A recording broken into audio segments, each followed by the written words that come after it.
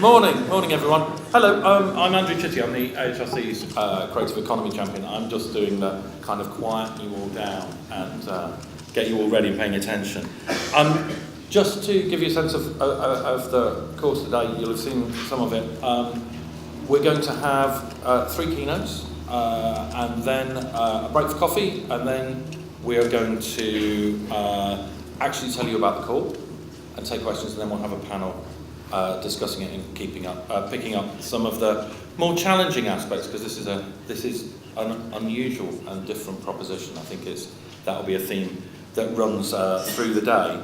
But to get things going, I'm going to introduce Anthony Lilley, who many of you will know, Chief Executive of Magic Lantern Productions, also Professor of Creative Industries at the University of Ulster. And Anthony's been absolutely central to getting this whole proposition from where it started with the idea of a capital bid this time last year, and through into the industrial strategy, and now through to the stage where we can actually start to talk about doing things, creating these research partnerships, and actually spending some money. So, Anthony.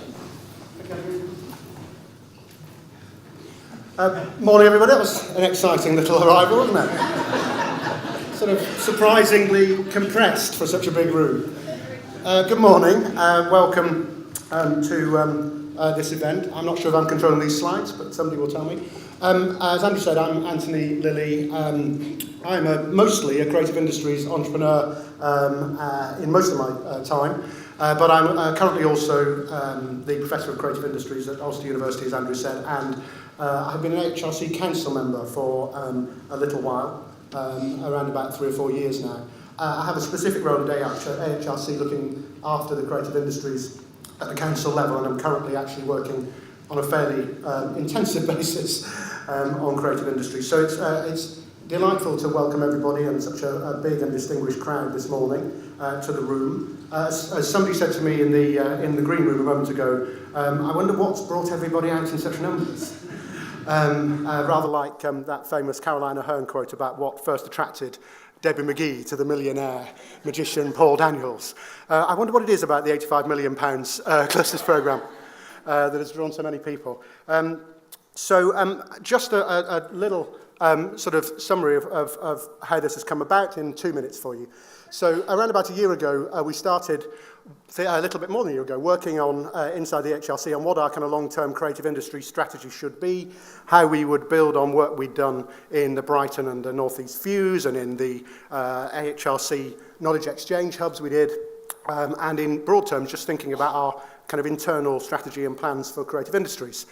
And then the government announced the industrial strategy, which sort of turbocharged everything rather, and gave us an interesting new opportunity. Now, I've been around creative industries policy for 20 odd years, and I saw the moment, and I think a lot of us saw it and thought, oh, well, we obviously got to have a go for that, but it'll probably go to biotech, and it'll probably go to people making batteries for cars, etc., because it usually does. But we thought we'd have a crack at actually pushing really hard, based on the figures that we all know exist now and that they're fed, and the Creative Industries Council have done a great job, and others, and Pact and others, just explaining the scale of the creative industries. You will be surprised, perhaps you wouldn't, how hard it is still to make that case in certain parts of government, but at least in the context of this funding, it has been made. We fought really also very hard to ensure that the funding was invested in a way which had a good chance of actually achieving the outcomes, which, if you're from the commercial world, you would have thought that was obvious.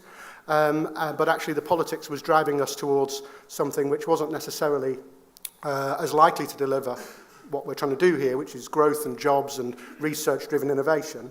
It was less likely to deliver that in the sense that it was not paying attention to the fact that the creative industries is very broadly spread across the country, that clustering is immensely important, that the supply of high-end skills and research and innovation is not yet sufficient. We were slightly being pushed towards building a big building and calling it the sort of Future of Creative Industries Centre or something. And we fought very hard for the clusters idea because we think it's true and because we think it's the most important way to achieve excellence across the range of a sector which is not a sector. It's an abstract, as we know, policy conundrum. So we wanted to ensure that this could be done through a mechanism that could work. And then we had a lot of politics and the election intervened, etc. And we have been successful in achieving the funding. It's actually 51 million in public money coming in over the life of the programme, subject to the budget cycle. And the programme overall should end up at about £80 million. And we're also working on an additional bid to the next wave of the Industrial Strategy Challenge Fund at the same time. So I'll close just by saying it's delightful to have you all here. You'll know more about the process and more about the mechanisms later on. But if I had two sort of messages, really, it would be they're encapsulated in the following anecdote.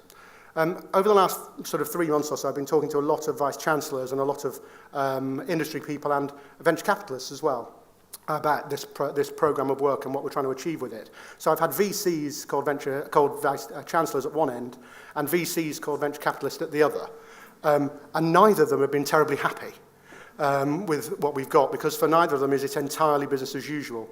For a VC in a vice-chancellor way, this is probably not the same kind of money that you're used to. There are strings attached. This is industrial strategy money. There are expectations of jobs and growth and innovation. It's not traditional HE research money. It's very hypothecated money with very particular strings attached. For VCs at the venture capital end, it isn't innovation money that just brings things straight to market in a very short timescale. It isn't that kind of money either. It's sort of in between. So I kind of figured that if both kinds of VC were a little unhappy with me, we're probably pitching it somewhere about right. And I hope we are. So hopefully today you'll learn a bit more about it. You'll be able to think through some of your ideas and really understand where our priorities are. But thanks again for coming, and I'm going to hand over to our first keynote, who is John McVay, the Chief Executive of Pact. If you'd like to join me on stage, John.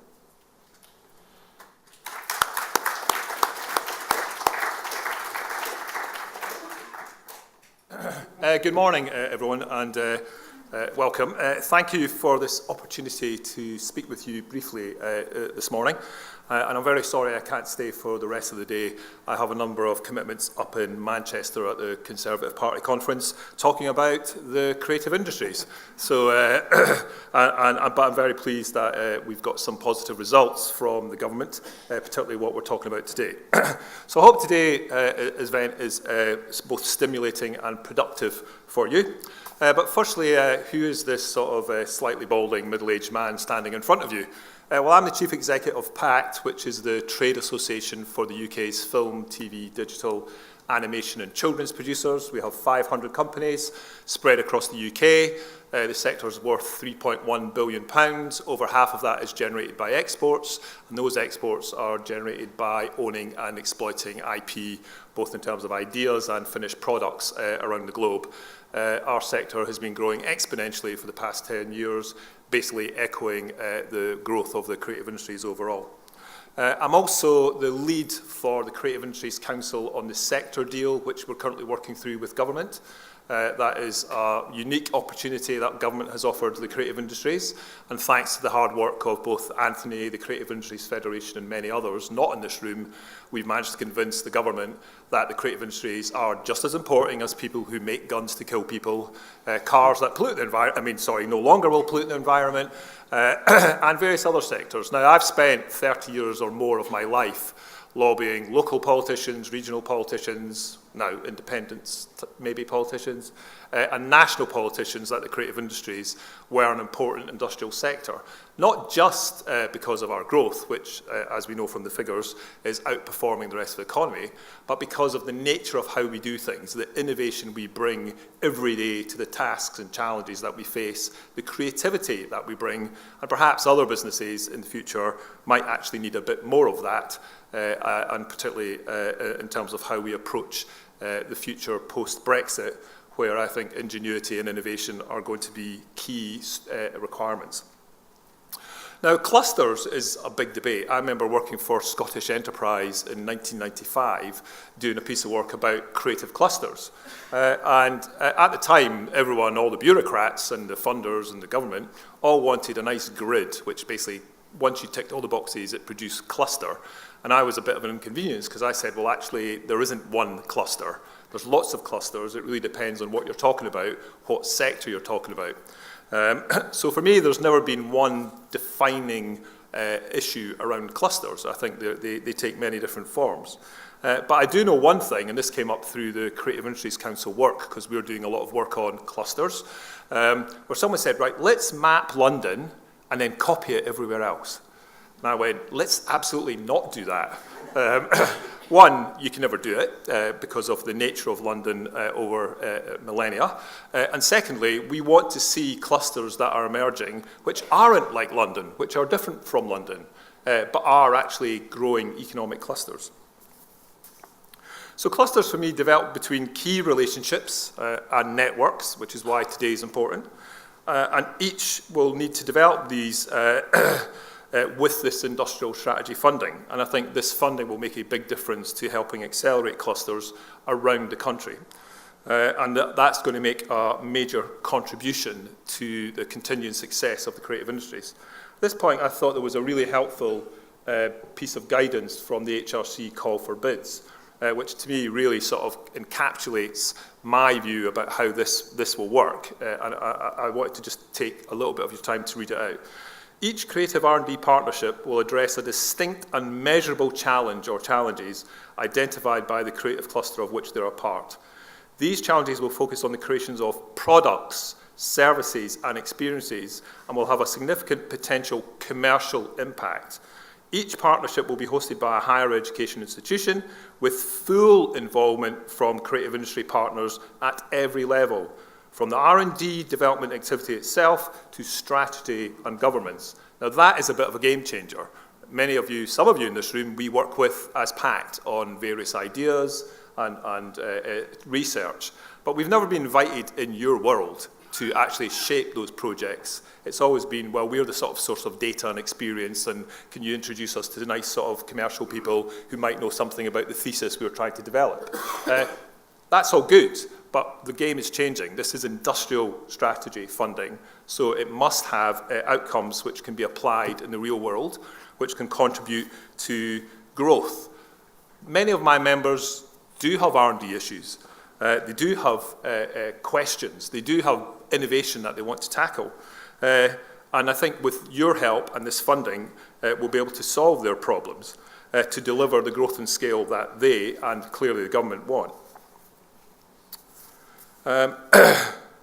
But the problem is for many SMEs in the creative industries, and you may have experienced this when you've reached out to try and get someone to give you some contact data information, is they're busy running creative businesses.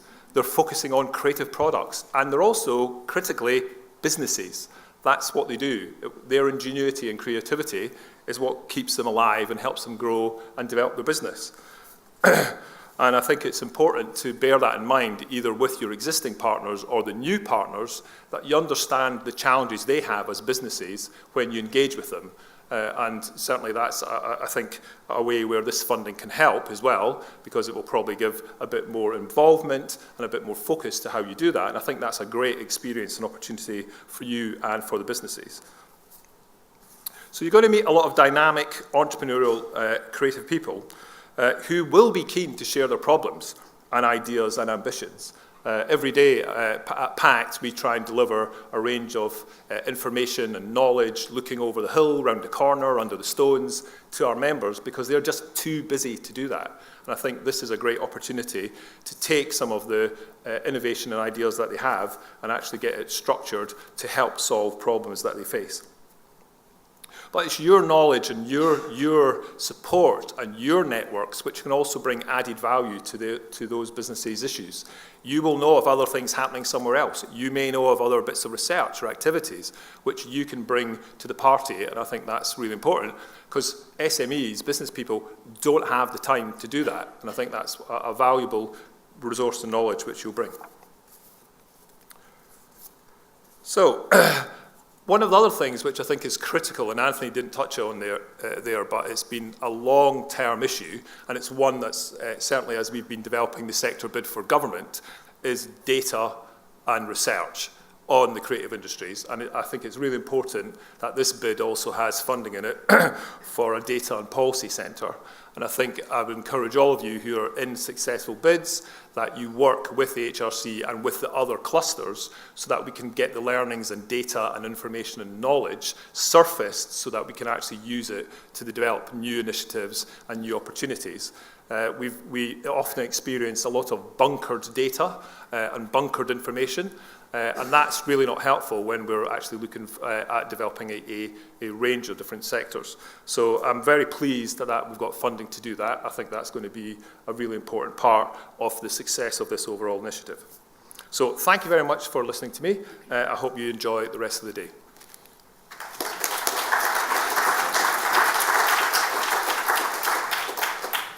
Excellent, thank you, John. We're going to keep whistling on, Rosie. That's okay, so I'm going to introduce now our second keynote. Rosie Millard will be well known to most of you as a distinguished broadcaster. I encountered her recently also in her role of the, I'm going to say, hugely successful Hull 2017 City of Culture, where I've been privileged to do some work, and recently, very recently, become the Deputy CEO of the Creative Industries Federation. So, Rosie, everybody.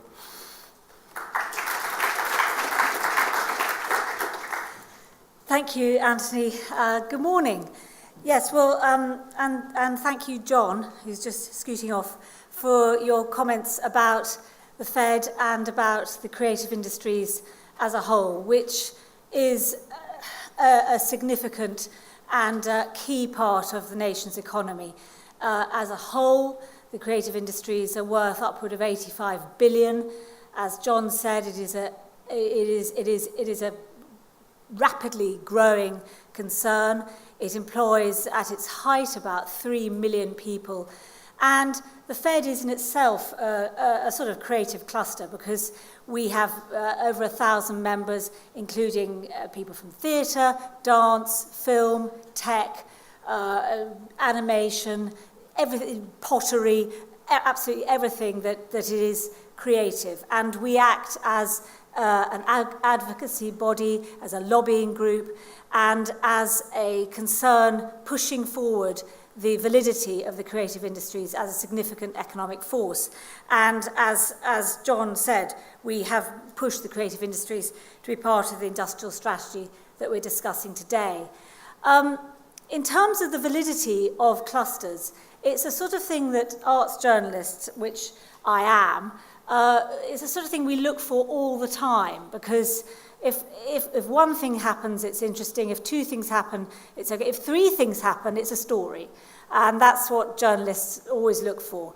And if you look through the history of creativity, I think it's quite clear that great movements in world creativity happen with clusters. The Renaissance didn't happen with one artist. It couldn't have. And if you look at any art movement through history, you have outsiders, but then if there's a movement, it involves a cluster, as it were. And when I was at the BBC, one story that we did again and again was the YBAs, which were a fascinating cluster, which involved high business, a lot of money, youth, talent, universities, education. I suppose the apotheosis of it was the opening of Tate Modern, where you did see the coming together of public money, private money, and this amazing kind of, well, groundswell of creativity, of acknowledgement of creativity in Britain. I mean, there are many others. One could look through British theatre, television, etc. But I suppose the phenomenon that is the City of Culture is our example of an invented creative cluster. And when Hull won the title of UK City of Culture, of which I am chair, in 2013, everyone laughed. I mean, the mockery was absolutely astonishing. Now that we're into our year, nobody is laughing. And Hull is standing as an example, as a test case, really, of how to do it and how... I don't know if anyone in the room has been to Hull this year. People are nodding in the room. The change in the city is absolutely phenomenal. And it isn't really a change of of bricks and mortar, although the City Council, who have been amazing, have put £100 million into the city to rebuild it, to make it look beautiful. The change is more a change of perception, outward and inward, and confidence and city pride, and money. You know, the investment in Hull, which has happened since we won the bid, is upward of £3 billion. £3 billion has come into Hull since 2013. And that might have happened anyway, because Hull, the most unknown city in the country, a sleeping giant, etc., Siemens, that was already underway, a massive investment into into green industries, green energy. But I think the City of Culture, this enormous creative cluster, has inspired people to think about Hull in a different way. The way that, how and why it's been such a success is not because me and our brilliant Chief Executive Martin Green and his team of 80 people, that's all, sitting in the High Street, have dreamt up a brilliant programme. The reason it's been a triumph is because every single body in the city has been engaged in it, every single one. The City Council, I've mentioned, the university, the hospital, the police, every single school, every single child, 65,000 children involved in this, and all the local businesses. We've had a budget of 32 million. 2/3 of that was public money, the Arts Council, the Treasury, the Spirit of 2012, which is the Olympic legacy, the City Council. But 10 million of that, or 12 million of that, was money from our local, the big industries in Hull. So KCOM, you know, the famous cream phone boxes, and Smith & Nephew, BP, Yorkshire Water. Hull is often flooded, so Yorkshire Water quite key, draining the city. And also, you know, really small solicitors and estate agents and people giving, you know, £20,000. And then we have big donations. So it has been a completely city-wide experience where private money and public money has come together to form a total phenomenon, which has then encouraged masses of investment and a completely reborn city. I could talk about this forever, and my family are totally bored with me going on about Hull, because I have been talking about it for about the last 5 years. But to give you an example of the harmonious pairing of private investment and creativity and public money, which I think is what we're talking about with the creative clusters, it's always quite useful to think of something actually tangible. So I will explain to you, particularly to people who haven't been to Hull before, about Humber Street. And Humber Street is where the nation's fruit and veg came in by ship and then by train back in the day, so in the 40s and 50s. I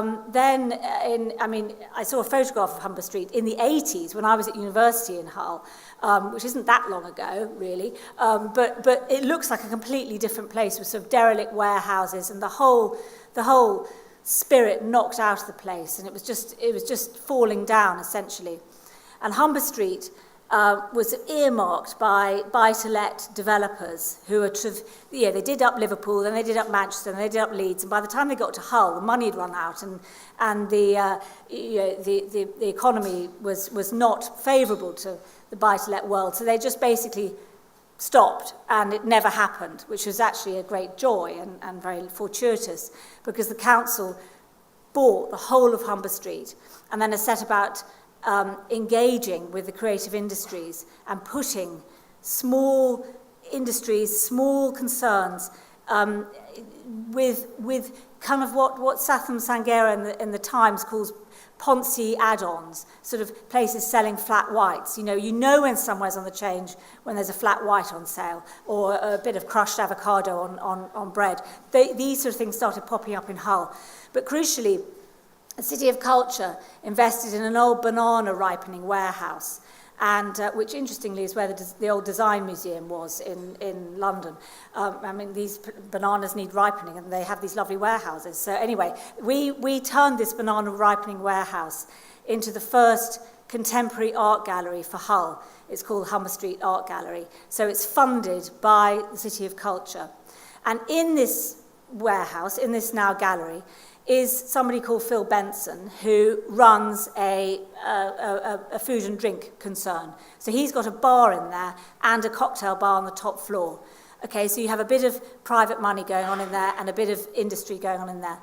And then we got together for an exhibition called Paper City with the paper manufacturers G&F Smith, who are, again, totally unknown, but they provide paper which goes across the world, and who knew they are a Hull-based company.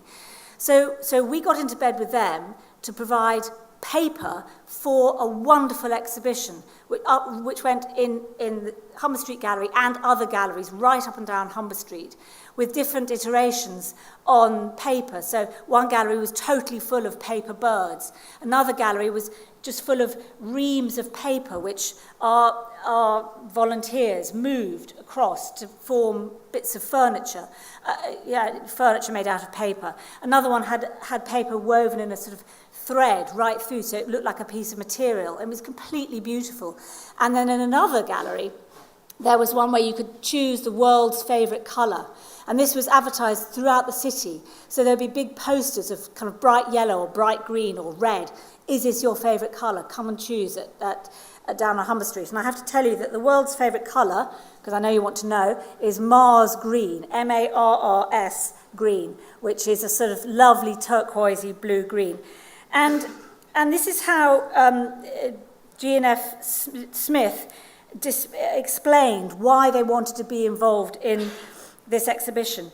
In a world of transient communication and fleeting digital memories, paper offers texture and feeling, weight and sensation. So they gave a wonderful poetic rationale for why they wanted to be involved in this exhibition. And it's fascinating to know that on the day the exhibition opened, so you have paper and colour all the way down this industrial cobbled street with rather wonderful sort of Flemish-style buildings, because Hull, looks over to that, Rotterdam, Netherlands, etc. G&F Smith gave all their employees a day off, and all of them came down Humber Street to look at the exhibition. And Hull is not an area of a huge uptake in art historically. It's a sporty city. It's not really an arty city. But suddenly, all these employees had the day off, and they engaged with this work of art, and that is a tangible example of industry, of culture, of creativity coming together. The exhibition was a massive success. It was visited by it was free. Most of our events in Hull have been free, but the uptake in engagement in Hull, in art and culture, has been quite remarkable and moving and astonishing. The museums and gallery in Hull, there's only one gallery until we opened ours, the Ferrens, have had over 1 million separate visits since February 2017. And overall, the city of Hull, which only has a population of 250,000, has had 3 million separate visits since we opened in January. Now, that is phenomenal. That says something to me, and that was achieved because Hull became a cultural cluster in the style and of the size that it has never known before. So, in the words of E.M. Forster, as he might have said, but probably never did, in terms of industrial strategy anyway, only connect. That is the answer, and that's what I hope you do. Thank you so much. I think I need to throw back to Anthony here. Thank you very much, Rosie. Great, thank you. I spent the first night of the year in Hull. I was there for the opening. Rather brilliantly, they started the fireworks at 2017, which is just a small indicator of how innovative you can be with small details. Really interesting to hear more about what's been going on up in Hull.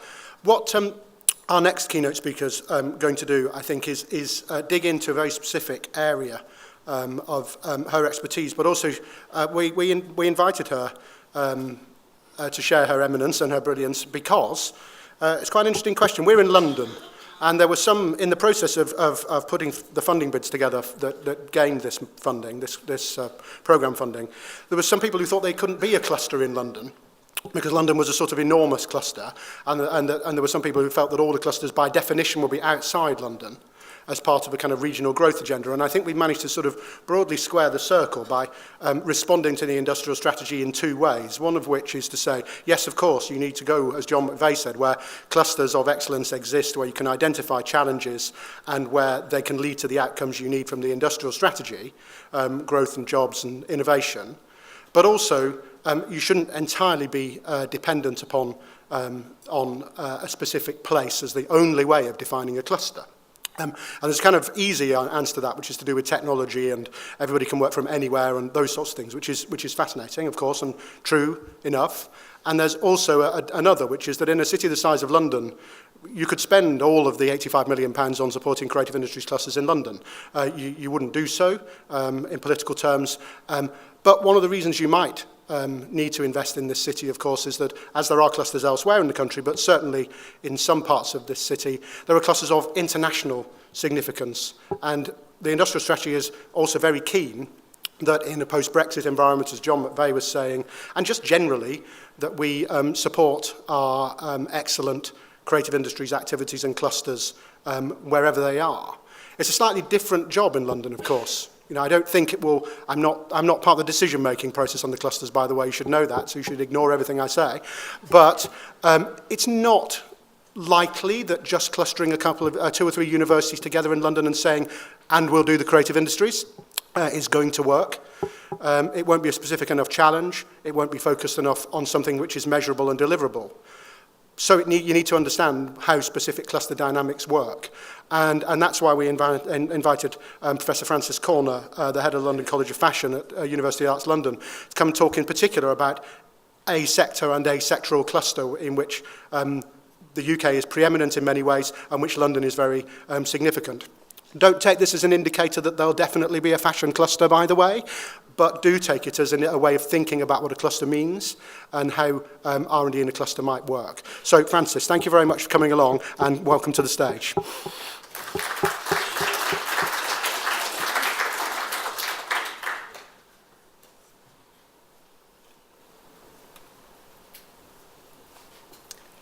Right. Good morning, everybody. Hopefully I got a presentation. Yes. And also, I know Hull. I was the external examiner there in the 90s, and absolutely wonderful city. And I was always bang on about how beautiful it is and how interesting it is. So anyway, thank you very much, everybody, for listening. And it's quite interesting. I'm going to talk a bit about, in a way, this fashion cluster that we've been working on for about the last 2 years, so way before this call came out. And I suppose what I'm going to say isn't linear. It's something about the fact that a whole range of people came together to explore some of the issues within East London in particular, and how we might regenerate and respond to all sorts of opportunities for developing the fashion industry. So as I said, it isn't linear, but you can see that in a way it is sort of interrelationship, and I think that in a way for me that's what a cluster is all about. It's a coming together of people and organisations from a range of different sectors who actually believe in the significance and importance of something, and they're again going to operate in a number of different ways to actually deliver that.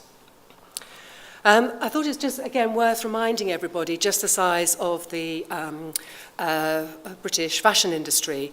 The British Fashion Council actually put together this work to, in a way, make the case for the size of the British fashion industry, because sometimes it was so difficult. People thought, oh, you know, it's a tiny ephemeral industry, you know, it's the only thing that women are interested in, you know, it's not very important, you know, finance and car manufacturing, far more significant. But actually, 28 billion.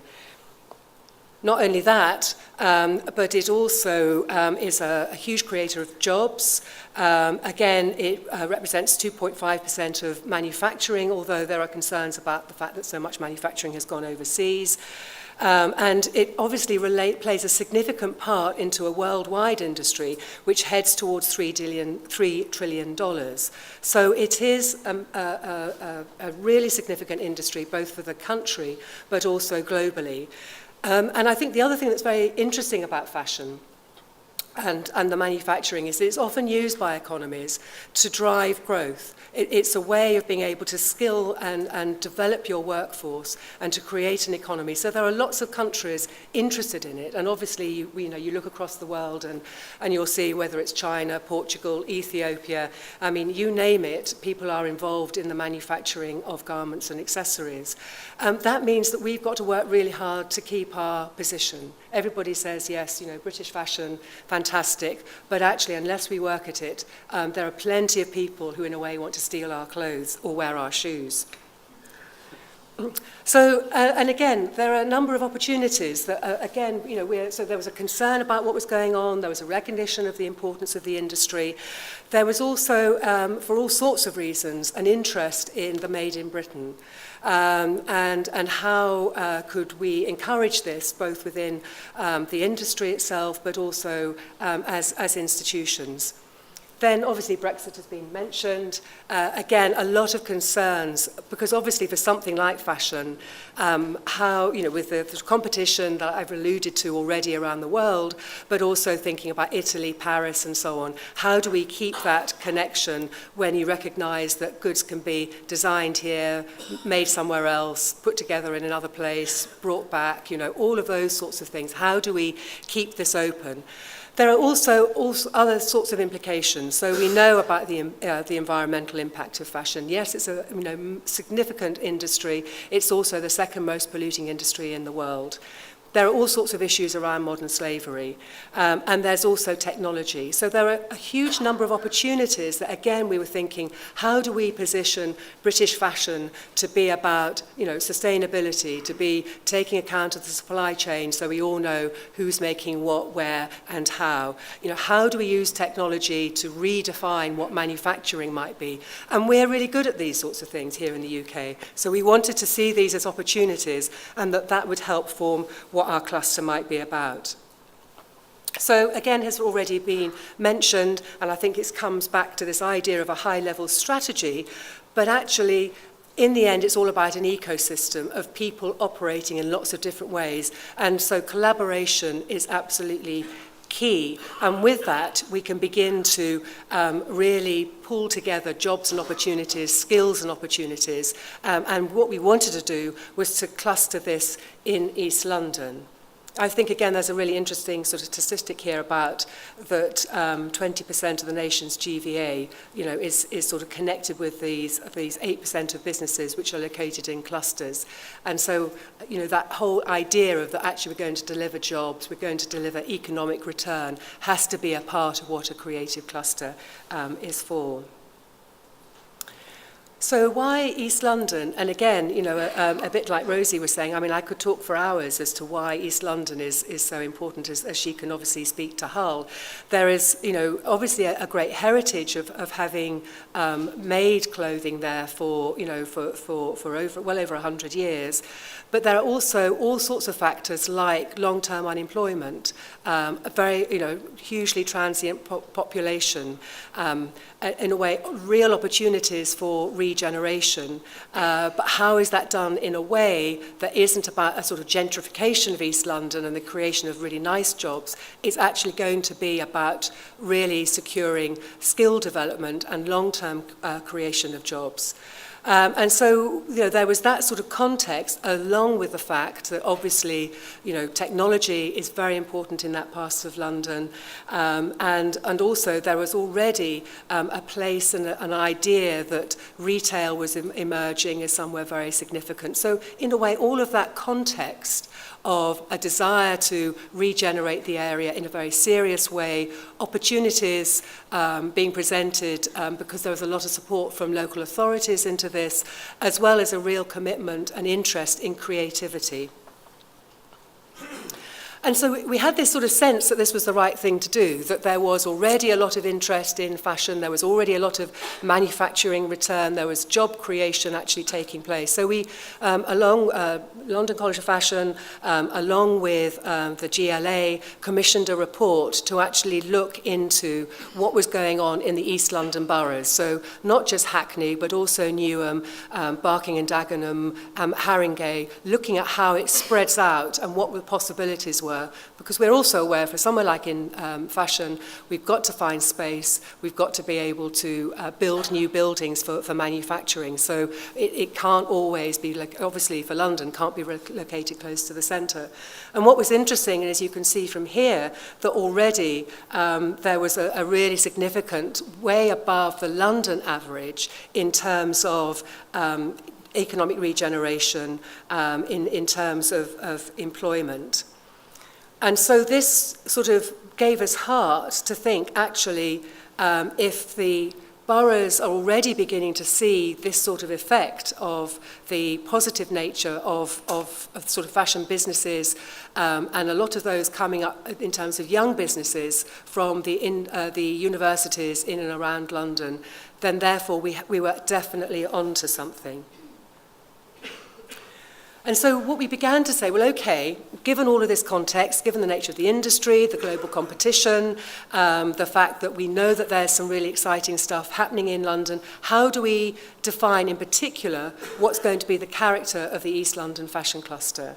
And we felt that this was very particular because it was where fashion, technology, business, education actually can come together to create new businesses and a redefinition about what manufacturing might be. We could never go back to a sort of situation where we could compete, say, with part of the manufacturing in China or Portugal or places like that. What we could do would be at the cutting edge of where research and thinking about what fashion is, in combination with technology and science, all of those great things that so many people here in this room are engaged with. How can we make sure that we're then connecting that to the industries and to creating jobs and to really ensuring that we have a very strong pipeline, both bottom up as well as top down. And this would allow us to refashion East London, revitalise the UK, and to really see this as being the USP would be about fashion and technology and how this is driving the future. We also saw that this would be a hub and spoke, because again, we know that there is, from work that we were doing, there was some very interesting initiatives happening in Leeds. There was some interesting manufacturing taking place in and around Londonderry. Actually, what we would do is to make sure that then, as this particular cluster was connected with other initiatives and also, again, be bridges into Europe and worldwide. Again, coming back to this fact that you need lots of different types of support. From the outset, we had a lot of industry support, whether from the British Fashion Council, UKFT, as well as organisations such as the Trampery, which helped to provide sort of manufacturing and also studio space. Here east, where there is an awful lot of technology taking place, again, that's located on the Olympic Park in the old broadcast centre, and where you have, again, a new incubation hub called Plexel located there. We have people like John Smedley and Burberry, obviously really synonymous with fashion industry production, as well as organisations like the Alban Knitting Company, and they're really interesting. So they knit for organisations, designers like Alexander McQueen. They had invested in a really beautiful factory. They had spent nearly $500,000 on the factory, and the chances are that they were going to have to move. So having located in London, got the manufacturing going, the boroughs were saying, well, actually, we've got, might need to have housing and so on and so forth. We're going to need to move you on. So we had a lot of support for the idea of how do we protect, through a cluster, the needs of manufacturing, the needs of industry, because in the end, it's those companies that are employing our graduates or employing some of the local workforce. And Poplar Harker, I will also come back to, is a major charity that owns a lot of land in this part of London and is dedicated again to addressing issues around long-term unemployment. But in a way, much of this thinking and this sort of coming together was brought about by the fact that the London College of Fashion is moving to the Olympic Park, will come onto a single site, so 5,500 students opening in September 2022. Many of you may be aware that it's not just us that are going to be there, but Sadler's Wells, V&A, but also UCL. They're going to have a major campus there with engineering and science. They've already got robotics there. Loughborough for London is there with postgraduate courses in sort of management and business and sports related. So this idea of this sort of cluster that could be the catalyst to help draw in a lot of this thinking and also help some of the research and development that's needed to, in a way, generate these new ideas for the economy, and that would feed in turn to the industrial strategy. And so this creative collaboration is really personified quite well in what's been set up as the Global Disability Innovation Hub. So this is a legacy from the London Paralympics. It involves all of the partners that you can see here along the bottom, and it's about how science, fashion, engineering, disability, charities and experts can come together to address some of the issues facing able-bodied as well as people with less ability physically. How can we come together to address some of these things? And the illustration you'll see here is in fact from one of our MA students who designed a corset for people with scoliosis. Now, what this is doing is allowing the generation of new ideas about, for example, external skeletons that can use to help people who are quadriplegic, for example. How can that then be applied in other ways? People tend to think of fashion in very narrow terms in terms of clothing. Actually, it's about how we cover and support and work with the body. So this is a sort of idea of the type of research, development and manufacturing that can come out of a creative cluster, because you're bringing together people who are interested in these ideas, who want to create new solutions to some of the issues facing our society, and see also an economic and job opportunity as part of that. So the Global Disability Innovation Hub is already up and running. It had a major event in July, for example, and is an example of the sort of things that you can have located within the cluster to drive economic development and research. Another aspect, for example, I mentioned Poplar Harker. So fashioning Poplar, this is already happening now. You can see that it's going to be the regeneration of a whole set of garages along the A12. And what it is doing is creating a manufacturing hub. There's going to be a fashion design and technology accelerator there. It's going to have studio space. It's going to have sort of a business and enterprise incubation space as well. Again, coming with support from London College of Fashion and the Trampery, also the GLA. So it both regenerates a whole sort of set of real estate in this part of London. It's also going to be providing employment for the long-term unemployed, but it's also about generating new businesses. And it's that sort of forward planning about how do we locate some of these projects, give them a real space, and also see that they will deliver not only research and development and new ideas and new businesses, but also address some of the manufacturing needs that are already required in London. At the London College of Fashion, we already have a lot of experience, and again, there will be, I'm sure, many HEIs in this room who will be supporting businesses as well. So we actually know how to create and grow businesses. We've been doing it for 12 years now. We've been in receipt of public funding to sort of do this. And those of you who follow London Fashion Week we will have supported many of those designers to growing their businesses. So people like Mary Katranzu, Erdem, Peter Palotto, a whole range of them. We've actually really taken a small business and over a period of 2 or 3 years given them space and business advice and production advice, all of those factors to enable their business to become a significant global player. We also, within the college, have a lot of technology that's being developed. So, for example, printed electronics, which is being heat-pressed into garments, bioengineering, looking at nanotechnology and textile innovation. We also have projects that are taking place around augmented and virtual realities, where we're looking at photogrammetry and also the use of motion capture. And this is, again, where it's very interesting because, again, in terms of the fashion industry, technology is really important. It's always been an early adopter. So as you'll know, many of you will buy your clothes online, for example, but behind the scenes, there are all sorts of, significant data analysis around the supply chain so we know how things are produced, how we can reduce the waste. Those are really important. So the technology is there for the fashion show, the augmented, the virtual reality, new ways of retailing, but it's also to deliver some really basic and significant improvements into the supply chain.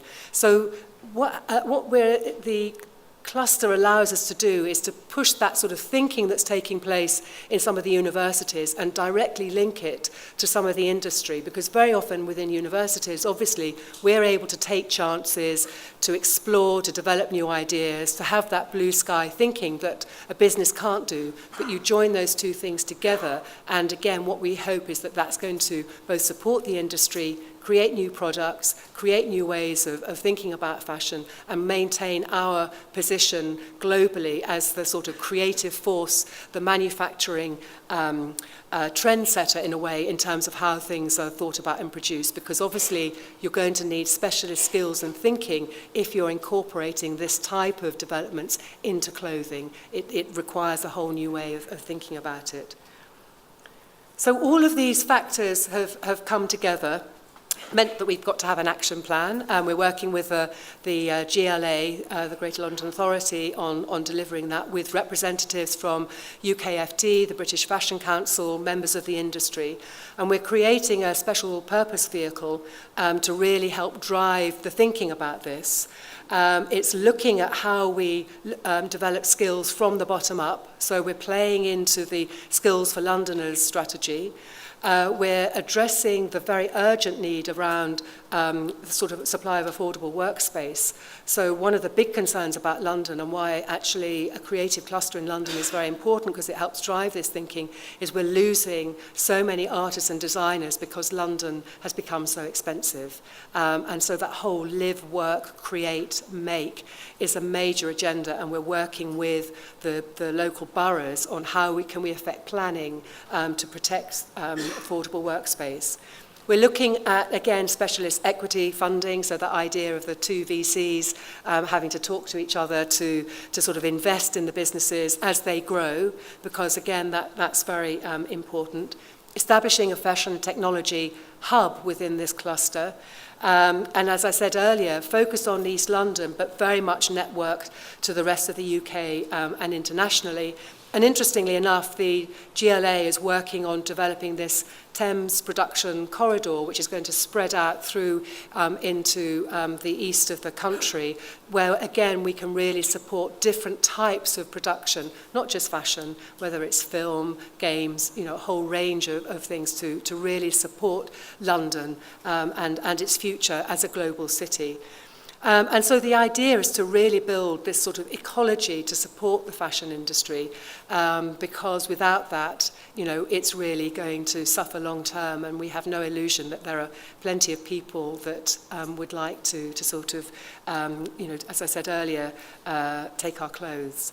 So in a way, we started this cluster project, and we've debated quite a lot. Should we call ourselves a cluster? Are we a cluster? In a way, as I said at the beginning, it's a group of organisations and individuals who are really committed to how do we protect our education, our technology, and our fashion industry going into the future. And for us, that is absolutely key to any creative cluster going forward.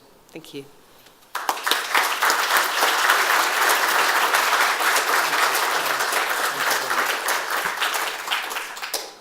Thank you so much, Francis. That was extraordinarily thought-provoking and interesting. I was taking lots of ideas from what you were saying, but also, obviously, we were aware of the work that you've been doing as we were thinking through the sort of clusters idea, and in fact, talking about a specific cluster example with politicians, and fashion has been one of those we have talked about, has been a really good way of illustrating the abstracts in the real.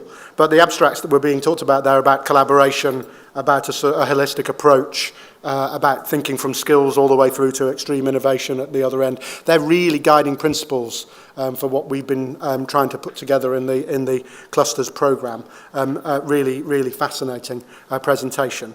It's time for a coffee, I think. So we'll break for coffee, and then Andrew Chitty is going to come back with our colleague Julie McLaren from the AHRC, take you through some more details of what's involved in the actual programme. So have a coffee, and we will ring the bells. Thank you very much. Okay, welcome back. Julie and I are now going to try and tell you what the programme call is. Now, the programme call document went live very late on Friday night, so obviously well in advance of this meeting. So we'll take you through it, and we'll do questions afterwards, because there's going to be, we imagine, quite a lot of questions. And it's really important, this is our first of these briefing events, so you get to ask all the questions that then everybody else repeats at all the other events. But that means that we, in this case, will be making up the answers rather than having already had time to think about them. So that's going to be really interesting. What I think we've heard so far has been really, really useful in trying to focus why this is different, why the objective of this call and the bids that we're hoping to draw forth from you are different in objective from normal Research Council funding. I mean, Anthony started saying that right at the start. We will say this again, probably repeatedly, probably to the point that you'll want to stone us. But we will keep going through it, because this is not standard Research Council money. In fact, it is, of course, the Industrial Strategy Challenge Fund is additional money. This does not impair or inhibit normal AHRC funds. And in fact, in many ways, the AHRC is leading this on behalf of what will become UK research and innovation. So neither is it entirely arts and humanities. So we'll probably keep going on about these things. I thought, I'd start by talking a bit about clusters. So what do we mean by clusters? Francisco's a fantastic example of a real, live, living cluster that is coordinated and has thought about its future developments and its architecture. So just to start, as you know, this is industrial strategy money from the government. It's from the Industrial Strategy Challenge Fund. So this was announced earlier in the year. And there have already been a series of investments. So there's the industrial strategy, which looks to do sector deals for different sectors, including, as John McVay was saying, Creative Industry Council, working on the sector deal for the creative industries. The Industrial Strategy Challenge Fund is a large amount of hypothecated funding to support challenge-led research or challenge-led R&D, that is industry HEI in partnership, in support of those specific sectors. So some of those have already been announced, and they're what you might call traditional sectors. The automotive sector, we've had remotely piloted vehicles for working in dangerous environments, and healthcare, drug discovery, new methods of. You can see that these are playing the traditional role of industrially led R&D in sectors where public policy understands that fundamental research leads to the development and delivery of future value in those sectors. So we all know there is a big architecture around medical research, with fundamental research in the universities at one end and applied research and testing in the pharma companies at the other end. So in the initial stages of the Industrial Strategy Challenge Fund, there was nothing for Britain's extraordinary creative industries. And one of the issues with that is, whilst over the last 15 years, I guess, the argument that the creative industries are an important economic sector has been fought, and to a degree largely won. You don't often find yourself on a public platform with people who, politicians who would say that the creative industries aren't an important part of the economy. The link between R&D, creative research as it were, and the need to invest in that with public funds and future value in the sector. So the role of research and development related to future value, that argument is not has not been one. It isn't an understanding that's universally held. So, I just want to, no pressure or anything, but this is the first time that that argument has landed within government and we've got some money. So I think, as John McVay might say, not on a public platform, our job is to not cock it up, because if we do, we won't get any more. So this is what Greg Clark said. This is only last Friday, so if you're wondering why we're kind of slightly making this up as we're going along in terms of presentation, this was the official announcement of the programme. So obviously, last Friday, Peter Bazalgette released his independent review on the creative industries, and clusters was a very, very big part of that, the important role in investing in clusters in the future. And the sector deal with the Creative Industries Council will follow that through.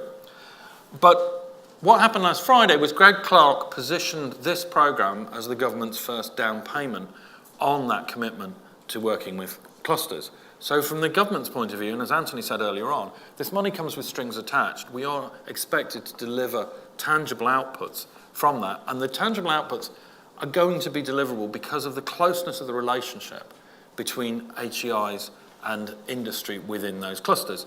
So it becomes a kind of central feature of what we're doing, that this is something different. So we've got all these fantastic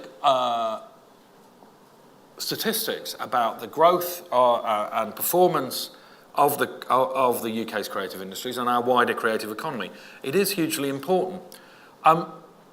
When we were looking at the industrial strategy and trying to develop the programme, of course, the question is, how does one invest in R&D that increases those job opportunities, increases that economic growth? And due to the work of Nesta, Hassan's down there. Hassan, come on, give us a wave. Okay, so Nesta have really worked with the sector to break open this idea of that clusters are one of the prime engines for growth in the creative economy. So this is a piece of work done with Creative England, Geography of Creativity in the UK. Similar work's been done in the tech sector about the way tech sector clusters. And of course, you'll all have been looking on the various Nesta publications to identify whether where your institution lives is in one of the 43 clusters. And it's always entertaining. On Thursday, we're in Birmingham, which of course sometimes disappears amongst all this data and causes some anxiety in the Midlands. So Nesta has done this fantastic work talking about clusters, and this definition of clusters has been adopted essentially by Baz in his review. So what are we talking about when we're talking about clusters and we're using the same term? So a geographic concentration of creative businesses and workers. So yes, it's not just that, it's linked in value chains, and it's the interaction between those companies and the interactions between the workforce as they move across those companies that typifies the value that's added in a cluster. Another important thing about clusters is that they're linked to other institutions, and particularly HEIs. So that's the focus that we're bringing to this programme. But not only HEIs, cultural institutions, trade associations, government bodies, sector bodies. Some clusters have very increasingly strong organisations, representative organisations within them as well, which need to be brought into delivering on this kind of programme. And of course, clusters are of different sizes and configurations. It was interesting for Francis to talk to us, as we're in London, about a cluster within London, not thinking about London as a cluster. So all clusters are different. But as Julie will go on to say, the objective of this programme is to invest in R&D within existing clusters. So that's an important point. We don't want to exclude the size and shape of different clusters, but this is not about building clusters on greenfield sites.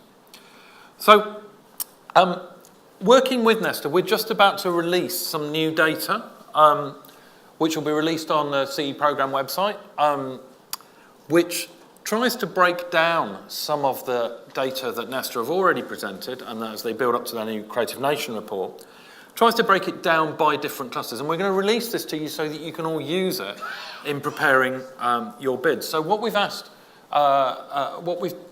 Nesta to do is to try and break down by subsector some of the sectors, just to see if there's things in there, there's data in there and information in there that you can use to look at the distribution of different subsectors within the creative industry relative to the propositions that you're trying to build. So these are, I'm going to do the really simple bit because fortunately Juan isn't here to stop me doing the simple bit. So what these are is red's hot, blue's cold, and the cities are the top 10. The locations. And this is done in travel to work areas. So this is the basic unit, a geographical unit that Nesta used for these data. So this is across the whole of the creative industry. So this will be the map that you're generally probably pretty familiar with. And it shows a kind of concentration in the south, in the southeast, but also clearly within certain other UK nations and region cities. And some of the subsectors, interestingly, pretty much replicate that. So film, TV, radio and photography, these are using the DCMS definitions of subsectors. So the audiovisual industries pretty much replicate the overall picture. But if we look at something like architecture, and often neglected in terms of creative industries discussion, architecture is much more diffuse and widely spread across the UK's nations and regions. If we look at craft, we also see that, but interestingly, if we look at the craft sector, which is, again, a hugely important sector, oft neglected, but between 2 and 3 times the size of the UK recorded music industry, for instance, we see craft starting to geographically play in a very different way. So interestingly, in the periphery. If we look at museums, galleries and libraries, we actually lose the concentration on the southeast entirely. So it's interesting that when we're building these propositions, what's important to us is that the cluster, the proposal, the R&D partnership that we're asking people to put together has to be embedded within real clusters. And one of the things that we'll be asking you to do is to prove that you know and understand that and can formulate the challenges of those clusters from inside. So we'll release this data as raw data for you to play with. If you want, we'll do different cuts of it as we go along. And if there are things that people want us to bring out of the data, we'll endeavour to do that. But it acts as something of a kind of preliminary baseline to where activity within the creative industries is clustered. And so what we want you to do is to relate your propositions to the data available. This isn't the only source, this is just a source that we're throwing into the mix, hoping it will be helpful. Now, interestingly, when Baz did his presentation, he pulled out 3 things that he saw as the prize for supporting creative clusters. We're really pleased to see this because although the Minister announced it on the day that Baz launched his report, we had actually, as Anthony indicated, been working on this for quite a long time. But these seem to be core ideas for the economic prize. And as I say, the strings attached to this money is its Department for Business money. The prize is an objective is economic growth within the creative industries. So one of the prizes, providing a stimulus to regional growth. So seeing the idea that the clusters are engines for regional growth. Improving productivity through increasing the density of growing and scaling business in the cluster. So the known effects, and some of this comes from the AHRC programs, the FUSE programs, is that we know that as more and more businesses cluster together, you get exchange of information and skills that increases productivity. The other way that we can drive growth is by supporting businesses to scale from micro up the scale. But the third thing that Baz pulled out, which was really heartening from our point of view, was that the other prize is developing a tailored talent and R&D pipeline. And I think it's an interesting one that all of you will want to consider, is the interactions between talent and R&D pipeline. So a talent pipeline within a geography or within a sector and an R&D pipeline within a geography or in a sector are both valuable things. But there's an interesting interaction from the point of view of an HEI, many of which are represented in the room, of the relationship between those. And key for us, and this is where I'll hand over to Julie, is that Baz picked out from the discussions we've all had, that the way to build those talent and R&D pipelines is through forging stronger links between the education sector, specifically the university sector in our case, and with industry. So that's, hopefully that's emphasising without, to the point of dullness, some of the objectives of what we're looking at here. This is a different kind of research, a different kind of partnership. It's very much defined and the outcomes delivered through a partnership between actors in the cluster. Julie. Thank you. Thank you very much. So I'm switched on, I think. It sounds like it. So as Andrew said, we managed to publish the call documents late on Friday. And let me just say a quick shout out to the AHRC team for getting those documents up on the website. Unfortunately, on my way in this morning, as I read them on the train, I noticed a number of things in there that we'll have to tweak. So I say that now because I suspect in questions a number of you will highlight those to us, and I'll correct them as we go.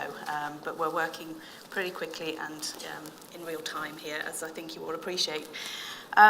So my job was really to translate what you've heard so far today into what you're seeing in the call document. But in actual fact, I think a number of our speakers have done that for me. And so I'm going to try very, very hard not to repeat what you've already heard, because if I say this is Industrial Strategy Challenge funding one more time, I think you really will start to leave the room in droves.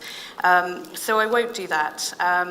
But, you know, as Andrew's just said, this is all about growth. And what you'll see in the call document is that we're always coming back to that point. And I want to highlight a number of things to you that's in the document that you need to think about in terms of your bids. And obviously, today I'm talking about bids for R&D partnerships specifically. But the programme also involves a policy and evidence centre. And we'll launch the call for that by the end of this month, end of October. But I'll emphasise a number of things that you need to think about in terms of those bids, because what we're really trying to get you to think about is that coherence in terms of which cluster is it you're working with, what's the strategy and vision for what you're trying to deliver, what you're trying to achieve. Is it very clearly pointing at industry and pointing at business? And if it isn't, then this isn't the call for you, and that's probably this is unusual for AHRC to be putting a call out that looks like this, but as Andrew and others have said, this is kind of the new world of UKRI for us. This is AHRC putting this call out, but it's actually putting it out on behalf of UKRI. So we've said this again and again, but ultimately what we're trying to achieve here is that growth within the creative industries, but we're trying to do it by really strengthening the connections between universities and creative businesses. We've got £51 million in total to do that with, to enable those connections and build what we're referring to as a more robust creative R&D infrastructure for this sector. We think that universities have an absolutely fundamental role to play in that. So how we're going to deliver that is through the up to 8 creative R&D partnerships, and the up to, I emphasise, and they may not be all exactly the same or all exactly the same size, and I think you'll see some of that flexibility in the call document itself. And as I've mentioned, a Creative Industries Policy and Evidence Centre, and that's working across the whole. It's looking to generate evidence that is of value and interest and use to the UK creative industries, but also internationally, and that call will follow. So in the actual call document itself, and you've heard people talk about this also today, we're really trying to focus this on what are the challenges, but also what are the opportunities for this sector. And we're asking you in your bids to really put at the heart of those bids product and service innovation, because this really is helping businesses generate new knowledge, new things, and to innovate, essentially, and to do what they already do brilliantly, and we've heard some of that this morning, but to do it better by connecting up with the research base in the way in which we've described. So product and service innovation is key, but that also connects to a number of other challenges. So it's also about skills, it's about creation of new jobs, it's about investment and how to leverage investment from a range of sources, it's about business models, and it's about regulatory frameworks. And it's also about collaboration. And I pause on that for a minute because it's not just, you'll hear us say again and again, it's about collaboration between HEIs, between the research base and creative businesses, but it's also collaboration and connections amongst a range of other stakeholders. And I underline one part of that, and that is that we're also interested in that collaboration and connection between big business and smaller businesses. So you've heard people talk today in terms of value chains and those supply chains and the connections between the smaller businesses and the big businesses, and we're interested in that as part of this call too. So the key aims reflect what we've said and what I'm saying to you now in terms of what we're trying to achieve. The emphasis on this first bullet point is existing creative clusters, as Andrew's already mentioned, and it really is up to you to justify and make the case for the creative cluster that you're working with and within as part of your bid. This is about those connections and really strengthening and demonstrating how you're going to strengthen the connection between the universities or independent research organisations as part of your bid with the creative industries, and doing that in a way that is challenge-focused and challenge-led. So the R&D partnerships, as I've already said, is really about addressing those challenges identified and recognised by the creative cluster that you're working with, and then the Policy and Evidence Centre kind of almost sits around that and provides analysis, evidence on the creative sector, both for the sector, but for policymakers and others who influence the sector. Some key features, some things I just want to underline. The first one we've said a number of times, so it's about existing creative clusters. We're not trying to create new ones in the next 8 weeks, thank goodness. We're really trying to work with the ones that already exist. So challenge-led, you have to identify a challenge. It doesn't have to be a single challenge, it may be several challenges, but there clearly needs to be an articulated, very sharply defined challenge that sits at the centre of your bid and the centre of the partnership that you're trying to create or strengthen. They're hosted by an HEI, but as Andrew's already said, they bring together the relevant partners that are needed to actually address that challenge. And no more than that, essentially. There needs to be that sense that it makes sense who's part of the bid are there, and you can see, and we can see when we read the bids, exactly what they're there to contribute.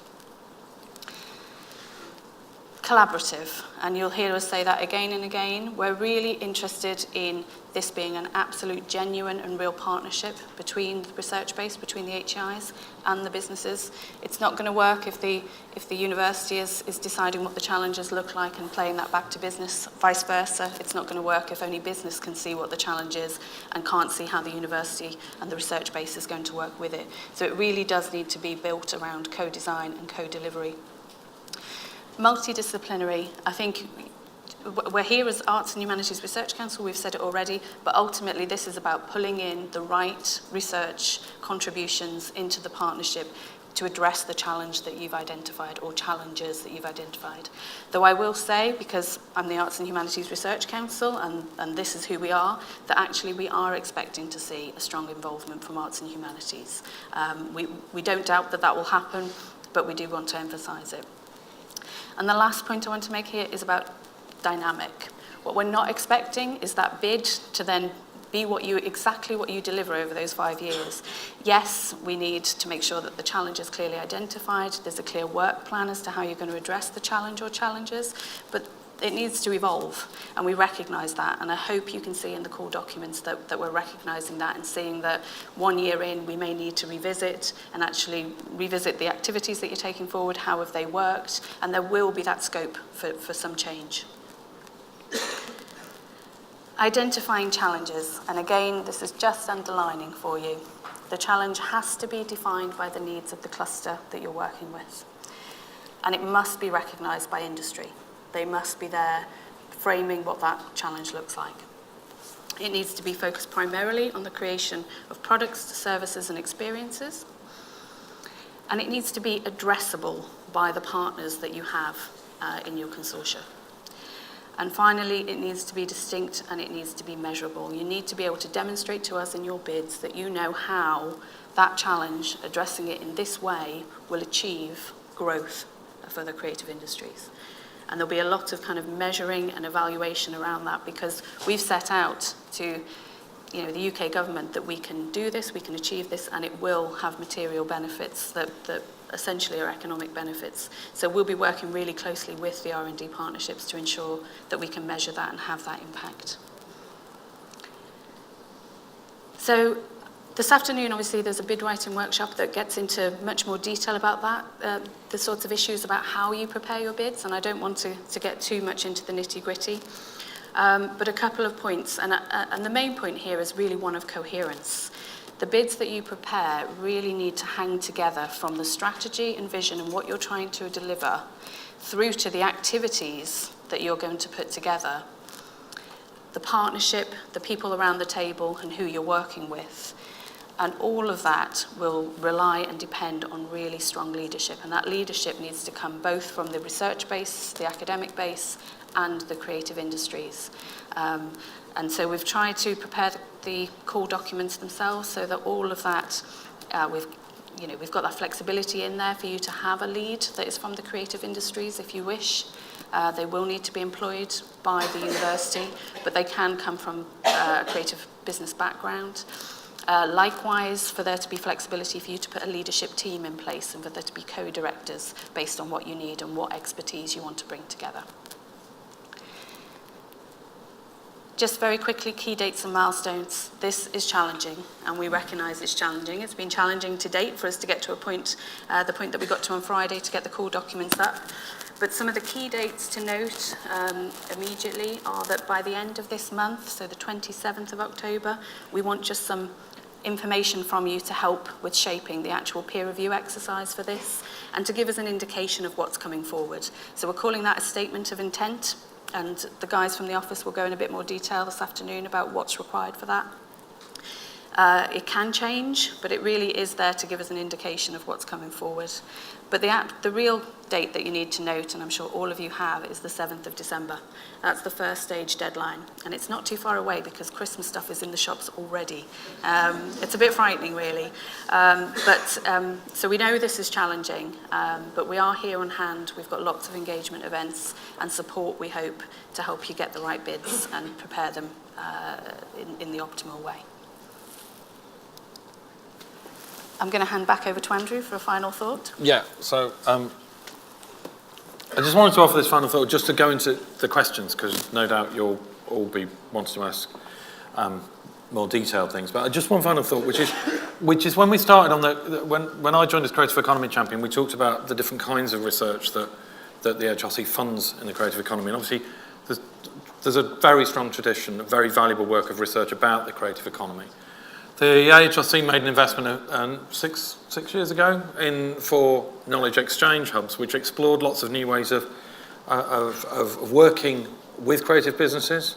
So we started to fund research with the creative economy within the framework of knowledge exchange. The question I had coming in was, what do we fund that's research for the creative economy? So it's back to that thing that I started off with, which is the idea of what's the R&D within our sector that feeds forward to future value within the creative economy. So, not to labour the point, but this programme is not primarily aimed at supporting research about the creative economy. It's not primarily aimed at research with the creative economy. This is not about new experimental ways of doing research as its focus, although it may include both of those things above. What it really is about funding research for the creative economy, and that's what makes it new. Thanks. Okay, right, so questions. You can ask us pretty much anything you like. Whether we'll know the answers is a different question. If you can, we have Virginia and Heidi with microphones. So if you could then, it would be helpful for everybody if you want to then say who you are. But Ariana, I know who you are, so you go first. Yeah, it's coming. Hi, thank you very much. That was very helpful. I'm Mariana Badley. I'm Dean of Research for the University Arts London. I wonder if you could say a little bit more about your take on local and global in terms of industrial partners, where you have a lot of sets of relationships that some of which are very specific to particular parts of the UK, but some of which are UK-based elements of multinationals, and whether there's a slant within this discussion towards one aspect or the other. Thank you. Okay, I think there's probably a technical aspect to that and a kind of strategy aspect to it. So do you want to? Well, let me start, and then if Anthony or Andrew want to come in, they should. I mean, there isn't a sense here that we're focusing on only UK businesses. And I think you'd probably assume that was the answer we'd give. It really is about those businesses who are making a contribution in relation to that specific cluster. And so whether it's part of a multinational, if it's generating jobs within that particular area, connecting up with those other businesses and other stakeholder organisations, then absolutely it's part of this. That's how I would start the answer. But do you want to add anything?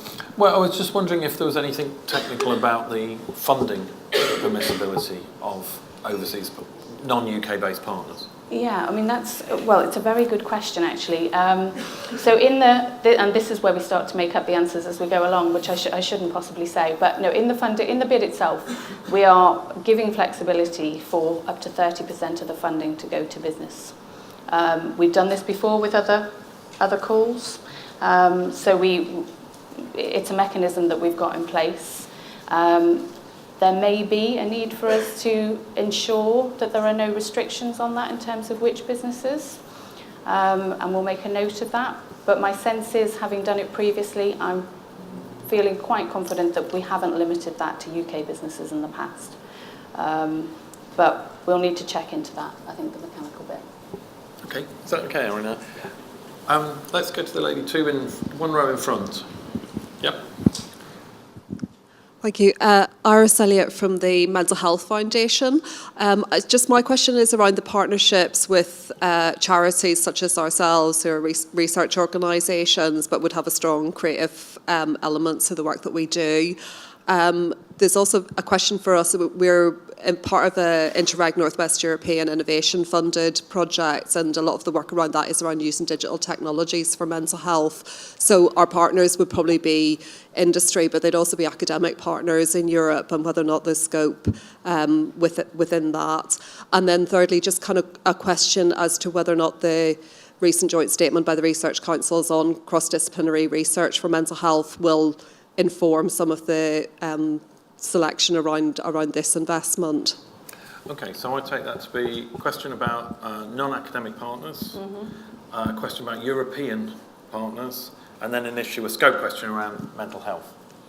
I mean, I think the part about mental health, I mean, again, as long as, in terms of the business partners coming together with the university partners, if there's a clear focus here around, kind of mental health as part of the challenge, then that's okay, as long as we're still meeting all of the criteria that we've sort of laid out again and again this morning, in terms of that ultimately this is about growth and demonstrating growth in those businesses within that cluster.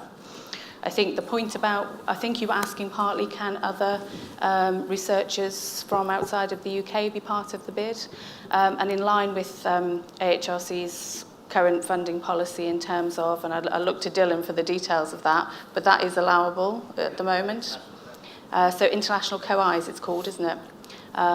So that again is allowable. Again, it just all needs to make sense and it to be clear why that person's contributing and what they're contributing. Did I answer the full question? Or?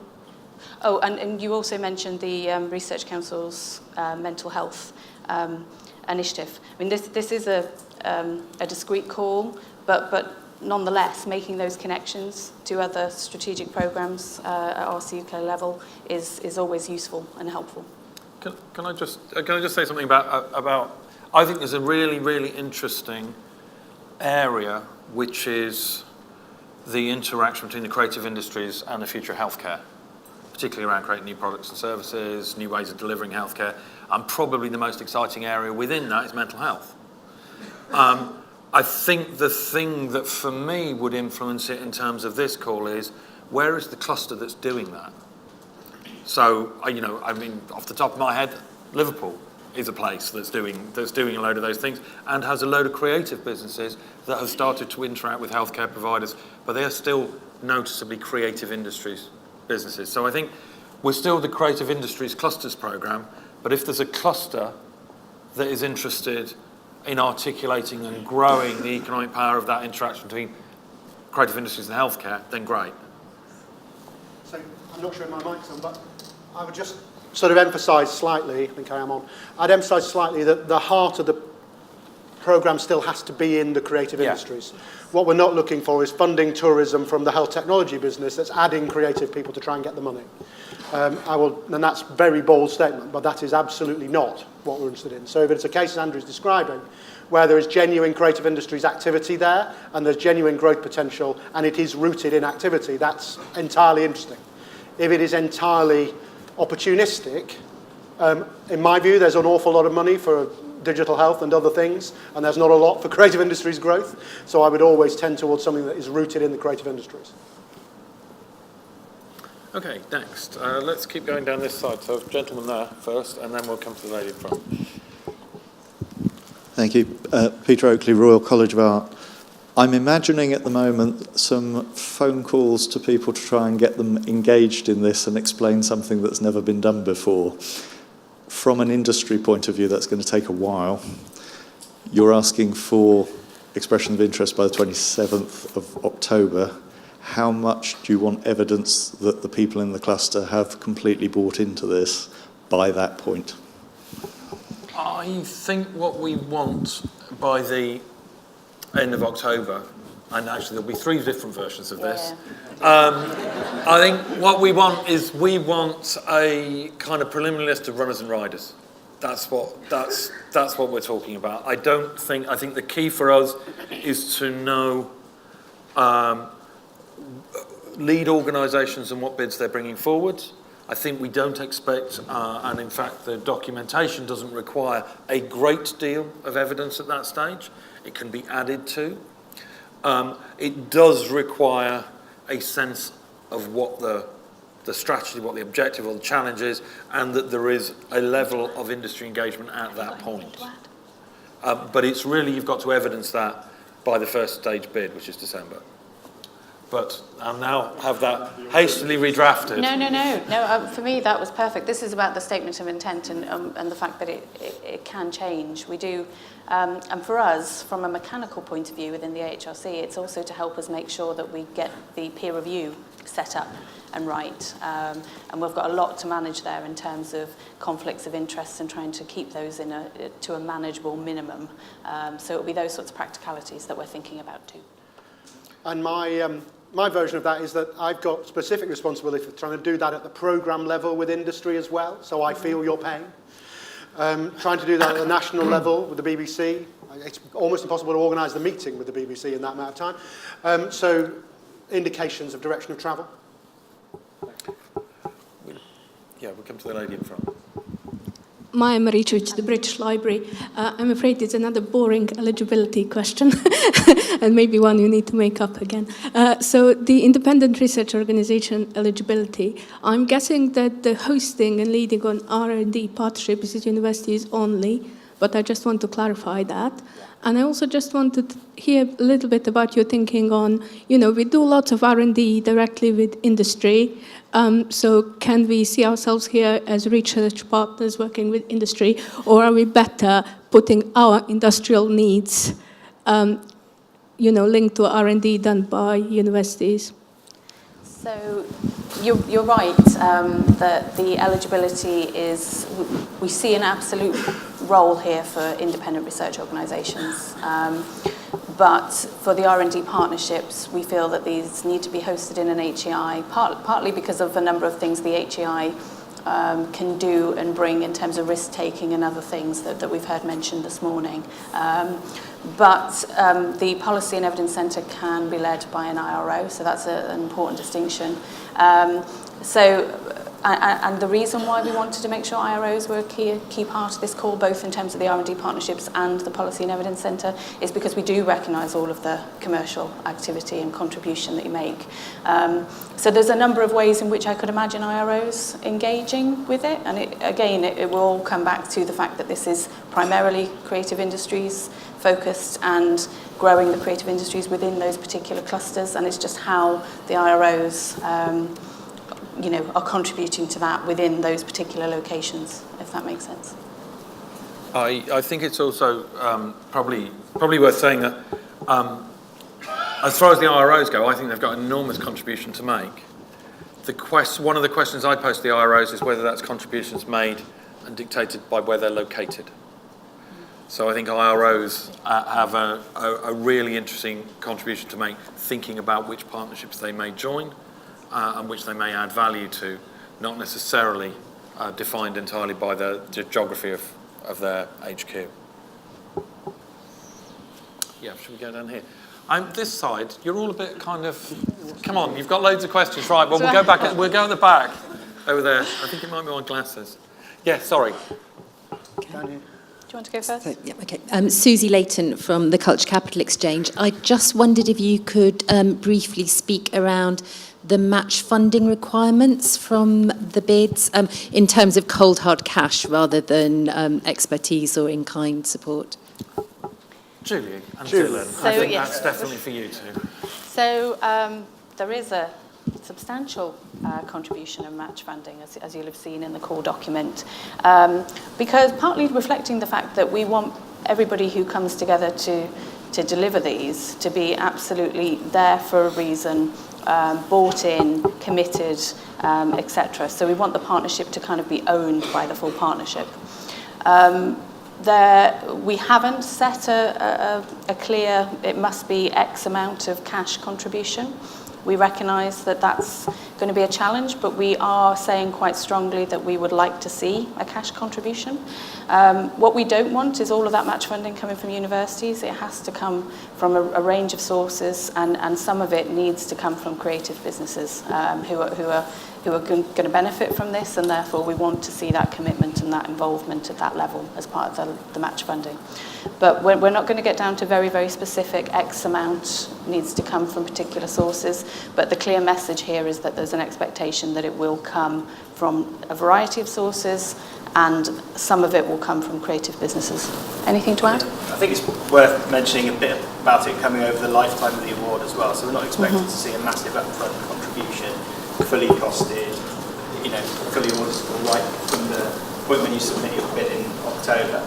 But throughout the course of the project, of the programme, we expect to see that kind of firming up a little bit.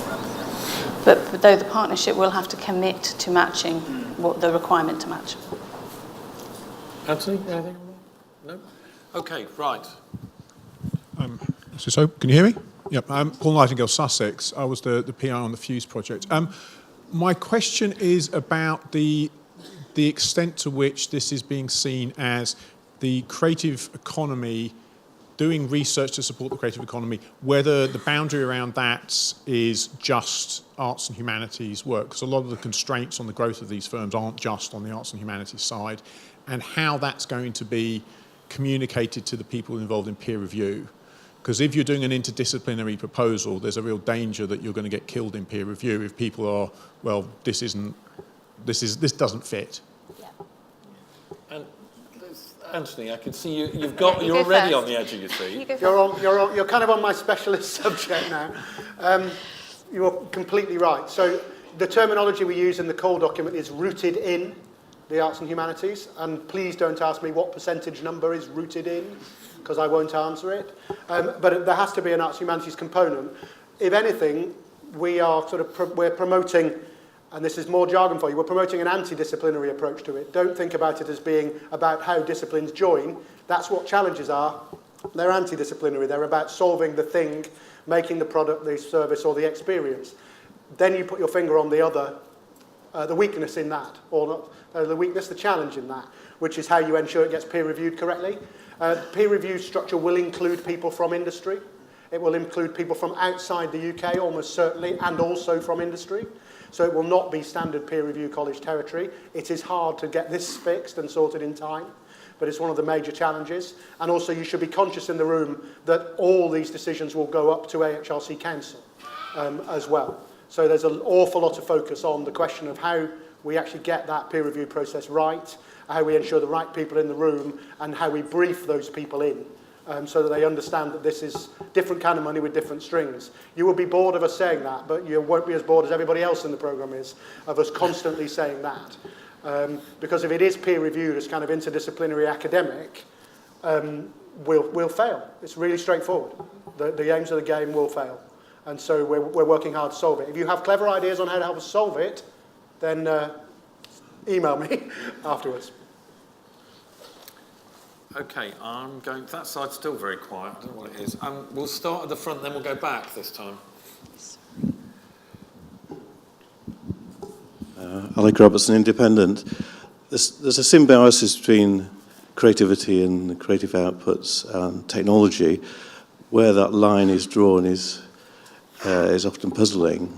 For example, if one put in a project to do with the adding of value by extraction of data from creative outputs in a kind of Facebook model, would that be outside the remit, where you're actually saying the creative industries could add income streams by using data as Facebook? I think there's a really simple answer to that. Is no, it wouldn't be outside the scope of what we're talking about, as long as it's located within a need expressed by those businesses. You know, then I think, you know, the involvement of data science in the objectives of the research and development partnerships is a key one. Won't be central to all of them. It's all about making the case. But is it outside the scope? No, not at all. No, and I think to just gloss that slightly, it's about how the challenge is then sort of operationalised. So if the question was very abstract, if it was, what are the new business models for the creative industries as a result of data exploitation, it's probably not an operational challenge for a cluster necessarily. If, however, you can embed it in a particular creative industries challenge or sector and really explain why it embeds it enormously well in there and it's going to lead to growth and jobs, then I think it's a really fascinating topic. It's the same is true of IP. An abstract argument about how does IP need to evolve to fit the business models of creative industries? Not in scope. Operationalised into a sector that can result in growth or new money or new tools or new platforms, in scope. Yeah, and I think that may be something that gets picked up by one particular member of our panel immediately after this, is how data science can be used in that context. Okay, lady there, yeah. Let's go there and then there, because that's where you want standing, aren't you? Morag Sheikh from Queen Mary. I had a question really about one of the differences, I think, between the pre-call version and the actual launching of the call, which was about the extent to which there is a geographical definition of a cluster. I think initially it was suggested that might be relevant, but now it doesn't seem to be. So I understand we have to make a case for a cluster and how that relates to international businesses as well as a national spread. But I would just be really grateful to hear from you a statement about whether there is an assumption that a cluster is in a tightly bound geographical space or not. Shall I have a go at that? You have a go. So I think that's interesting. That's interesting feedback that you think we've changed it. Because I don't think we have intentionally changed it. I think we've got, you've got one axis of a cluster, and at one end is a pure geographical cluster. So you imagine you may have something defined by geography, but there may be a number of different creative sectors within that geography who share similar challenges, and that's what that kind of R&D partnership might work on. And at the other end, you've got a cluster that's defined by the networking within a sector. And therefore, it might be looking at sectoral challenges, but not defined by geography. And we're open to both. Having said that, there is a nuance on this, that this sits within the framework of an industrial strategy where both place-based economics and rebalancing the economy into the regions is a factor. So I think that's how I'd position it at the moment. We're open to both. That's why it was so interesting to have Francis talk about a cluster that's both sectoral and a geography, but within a larger geography. But I think that's the thing is, yes, we're interested in both ends of the spectrum. There is a component of this which is place-based. Should we go back to... Right, yeah, I was expecting you to pick that up and No. add kind of... I think that was exactly right. It's interesting to know, Morag, if it comes across differently in the new draft because it wasn't intended to. I think we were probably just trying to finesse it slightly to make it... What's the difference between open and confusing? There's not necessarily a lot of difference because it is difficult territory to find a balance in. And I think you'll find also that even the industrial strategy doesn't settle at the national level on that question. There is a dynamic between parts of the government that are very much about place and parts of the government that are not so much about place. And so I think we're in an uncomfortable situation that the whole strategy is in, to some extent. Okay, right. So can we come down the front? Was there still a question we were supposed to go back to over here, or have we answered it? I'm hoping we didn't. Let's go here, and then 2 rows back behind. Next. Hi, we're from Brighton. We're a company called Holocene. We've just been accepted as a resident of the Digital Catapult Centre that's been set up down there. We're working with mixed reality and cultural heritage clients and open data standards.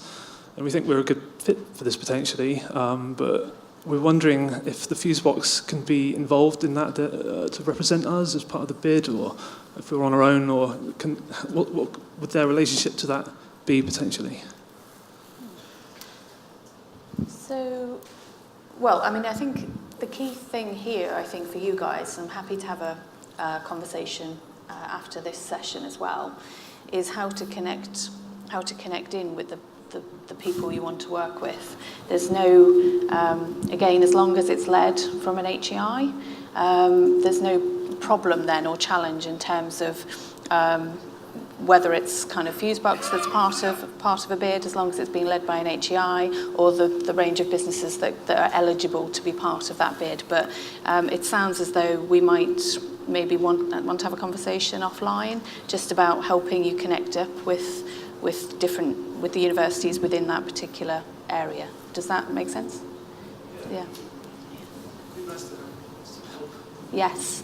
I think the broader point about help with brokerage is a good one as well, and we're conscious of the fact that we haven't made lots of speed dating opportunities or other ways in which to connect people. We're kind of trying to ensure there's lots of time in the networking part for people to go and seek others out. But if there are things that we can do more of, we're not resourced to do lots of it. But if there are things we can do more of in terms of sharing, information about certain universities and certain strengths, etc., then talk to us in the break, and we'll see what we can do there. Okay, let's go for. Hello, Angus Phillips from Oxford Brookes University. I just want to ask a bit more about the funding side. If a challenge was shared internationally, could we seek funding from a company in another country, or do they have to have a representative office in this country to be considered eligible to put forward that funding? I think this is one of the questions that we've got some homework to do on.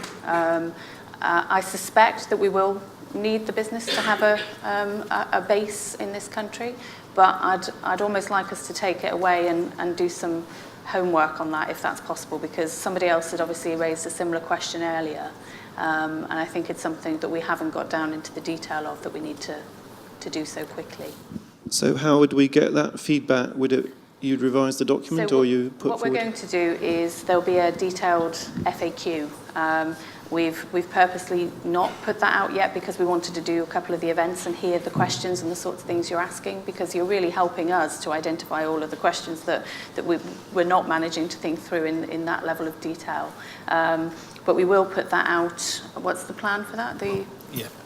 Thank you. I think we're planning to publish some kind of first run at an FAQ by the end of this week. So we've got some questions compiled already.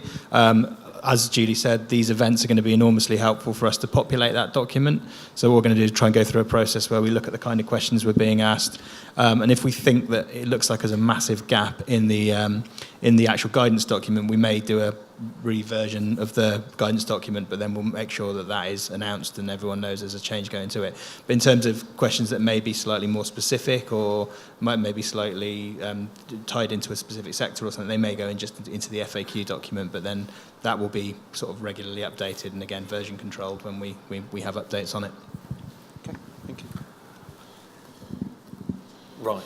Okay, thanks. So we're compiling that FAQ even now, As we apparently. speak. That was. I hope they've got the answers too. Thank you, Steph.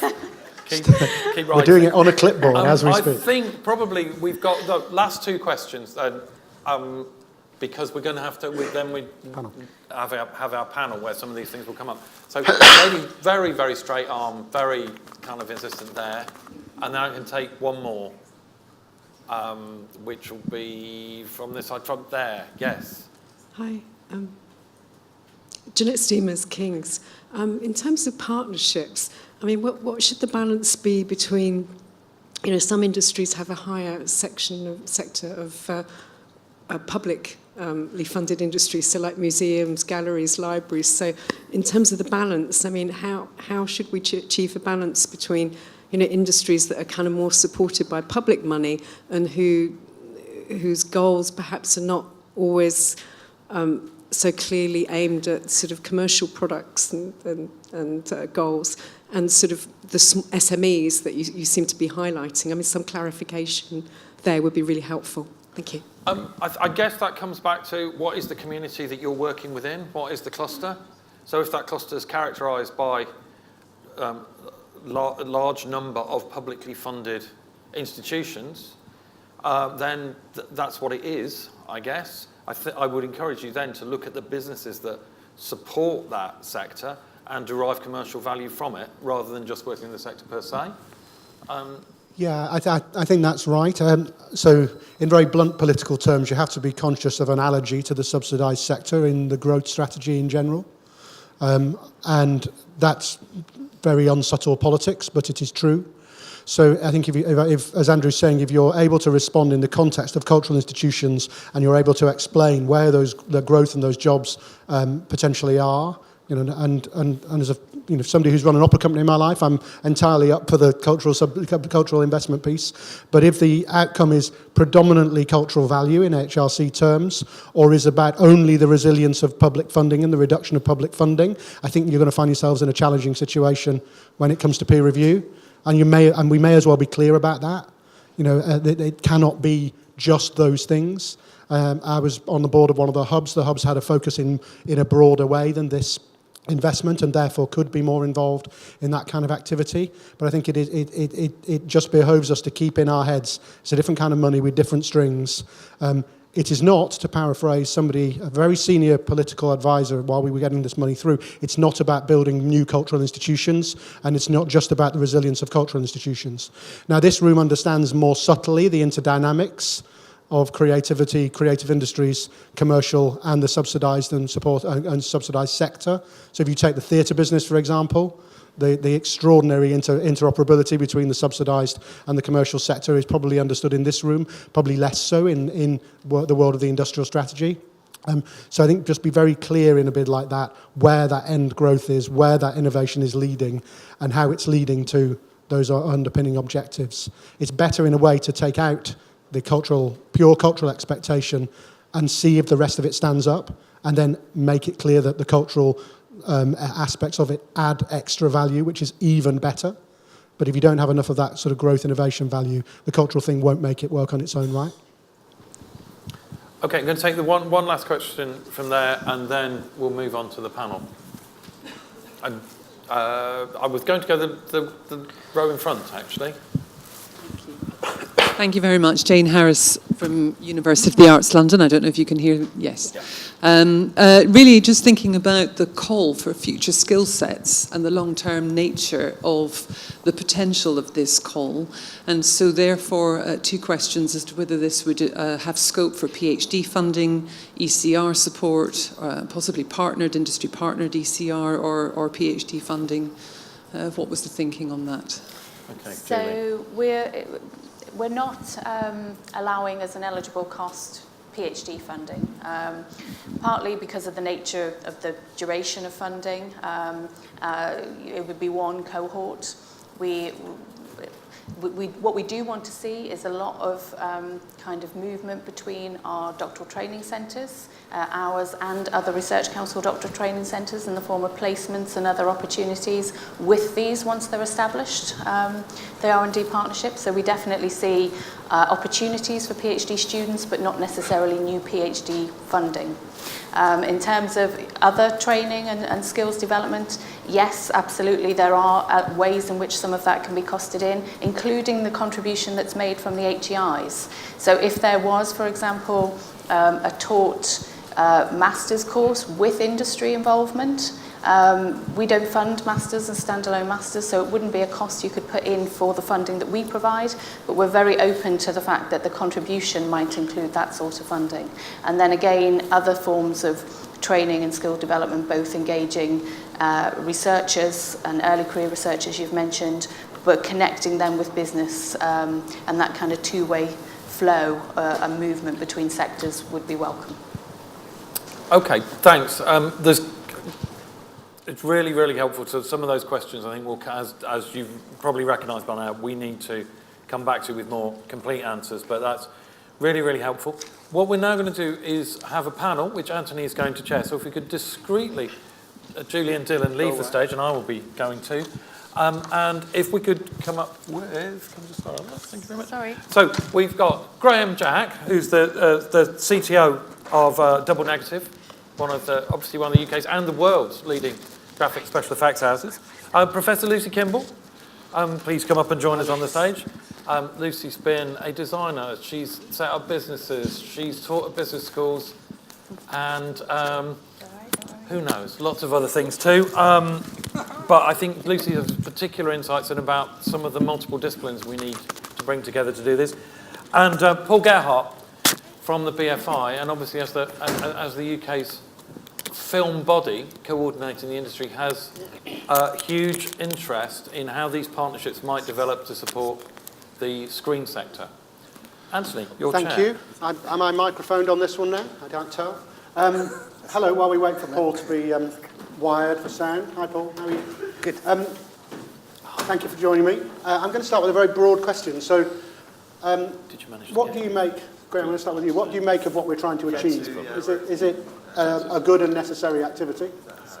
Yeah. I think so. Yes. So tell me what we're not making clear. Most of our experience in terms of collaboration with academia has been in the form of Innovate UK grant calls. And they've been great, we've got some great work out of them. Yep. But one of the flaws with that setup is that you gather together a team of people to collaborate. You have a project that's 18 months, 2 years. You do lots of great work, and then it comes to an end. You do your kind of final summing up, and then all of the partners go their separate ways. And it's hard to pull all of that technology that everyone's developed together into anything meaningful and kind of take it to the next stage. So one of the things that I would hope is that these creative clusters could enable a sort of more long-term collaboration and perhaps a slightly looser collaboration, in that it doesn't have to be focused on a particular project. It's more addressing a set of challenges, so that we can have a sort of more long-term collaborative environment for solving some of the challenges that we face. Great. So challenges then, Lucy. How do you feel we should approach this question of setting challenges? You're a specialist in lots of things to do with design theory and design process. I'm not. So how do we build a process for setting challenges?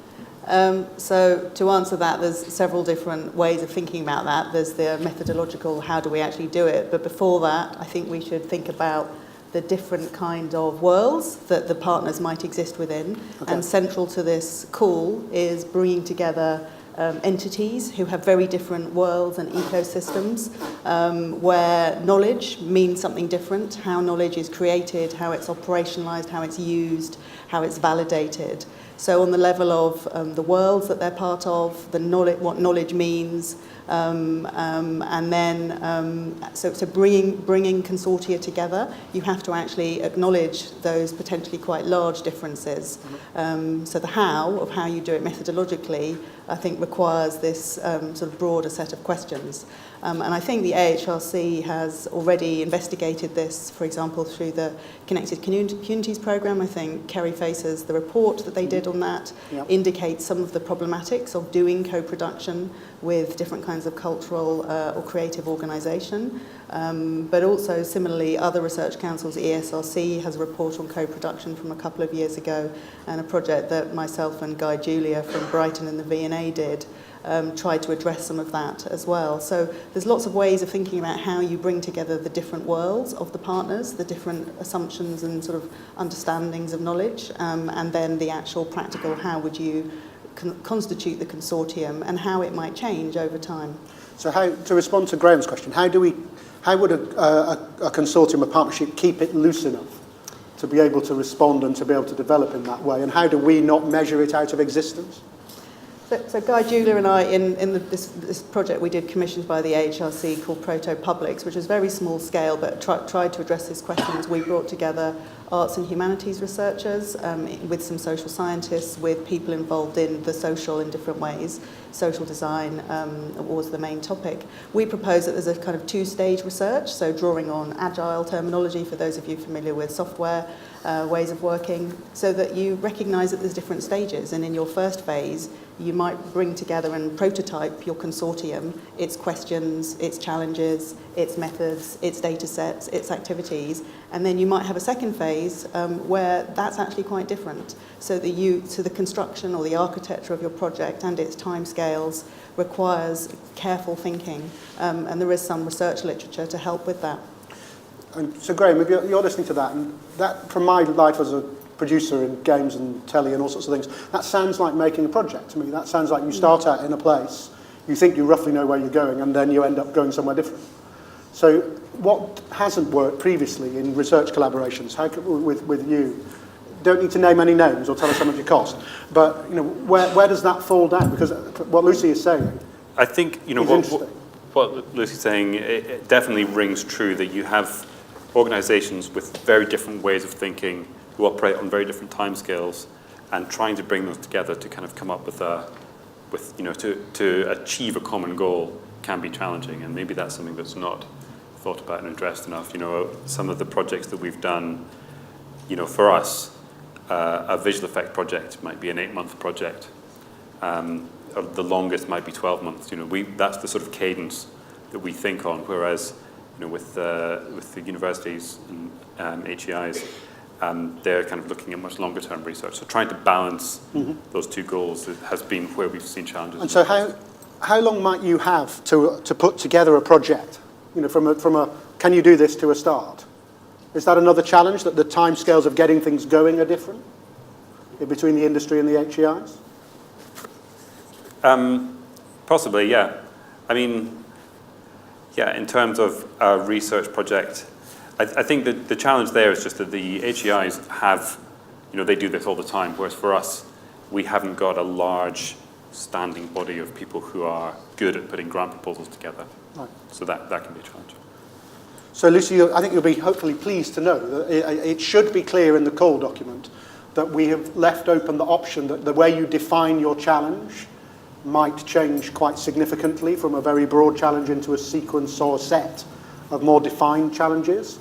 In part responding to your work, how will we keep the original bid in mind if there's a big change in what people suggest they want to do by the time they've spent 6 months or 9 months actually drilling down?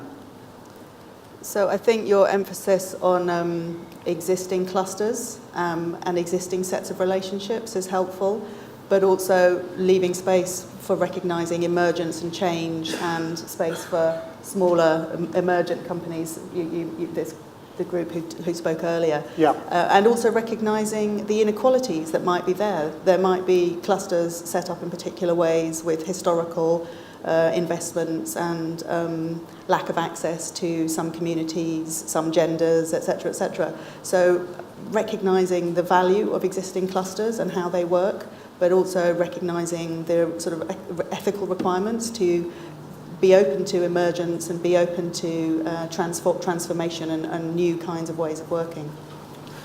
Excellent, thank you. So we'll probably come back to some of those themes, I imagine. Paul, so you're still at the BFI. It's an interesting sort of question for how a big strategic body like the BFI docks onto something like this, which is another big strategic entity. There are obviously collaborations between the AHRC and the BFI and relationships. How does it look from your seat, this programme of work? Well, that's a very interesting question, Andy. I mean, we only achieved IRO status very recently, so we need to be treated gently in this kind of world as we navigate our way through it. However, at least 2 or 3 years ago, we developed our own cluster strategy for film and screen sector, and we've been discreetly putting various amounts of lottery funding into development plans to encourage at least, we hope eventually, 2 or 3 clusters outside of London and the South East to support the growth of the film and screen sector. We have at least one embryonic cluster underway in Yorkshire, and as a result of this call, we've been trying to position what our job is, to work out who is going to be the lead body, lead HEI institution in Yorkshire, driving forward the cluster and this call's opportunity within that. The timing, though, is absolutely wonderful as far as we're concerned, because the BFI's other great concern at the moment is to completely transform, just as the BAS report said last week, and as the Creative Industries Federation has said before it, to completely transform the pipeline for the future skills in the sector. And we've identified this as a key role for the film and screen clusters to take on. So we want to readdress the entire awareness of jobs and opportunity in the film and screen sector, not only as they stand at present, but above all to address the enormous technology challenges which we think are going to happen in the next 5 or 10 years. We think there are going to be a lot of job opportunities, but not jobs as we know them in the film and screen sector. And we want to work very closely with educational institutions and careers guidance and all of that infrastructure to make sure that they understand the needs of the industry. Graham, can I ask you about the needs of the industry then, on the basis of what Paul's just saying? So you're in VFX. It's an extraordinarily fast-moving area. How do we go about trying to make sure that the output of these programs, not only the products, experiences and services are valid and interesting in their own right, but actually the things that people learn in the process of making them mean that they are more employable, or they've got different and better skills for people like you, and to a lesser extent me? What do we need? What do you need? I mean, I think the more that we can create collaboration between the educational institutions and industry, the better. And really trying to drive, education to come up with courses which are relevant to what we're doing. Trying to keep that collaboration. Is it courses you need, or is it sort of core skills and capabilities? Do you really need people to know how to use Macs at the right level? Or are they going to learn that, but actually what they need is the ability to keep learning and keep researching and working in teams, or is it both of the above? It's both, really, and you shouldn't underestimate those kind of soft skills. I mean, the thing that we struggle with generally when we have students coming into the organisation is teamwork, people being able to accept feedback, work to a brief, things like that. Right. So there was a question about sort of PhD funding in the previous session, and I didn't sort of contribute at that point, but I also, for my sins, chair the Arts and Humanities Research Council's doctoral training partnerships programmes. And there's a tight answer, which is you can't use the money. There's a broader answer, which is, of course, we would love to know that there are people doing PhDs in topics which are relevant to the cluster, because that indicates that the cluster is embedded and the HEI is embedded with the activity of the cluster.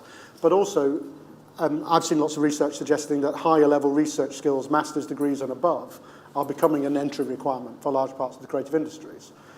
Computer scientists in your business, people with masters in animation, I mean, is that true? I mean, we just look for the best candidates. We don't really care what their qualifications are. But so how do you tell? I'd love to say by a rigorous selection process, but often it's just taking a risk. Okay, that's interesting. So how, Lucy, back to design, I'm not just coming back to you for design and how do we do it questions, although it's really great to have advice from you. How do we ensure these kind of extra benefits sort of around the core of the funding? Things like skills development, things like research skills, but also going down into schools. How do we ensure those things are built in? Because if we're really talking about clusters, just design a program, if that's all right. If those things aren't built into clusters, for me it feels like there are two issues at stake.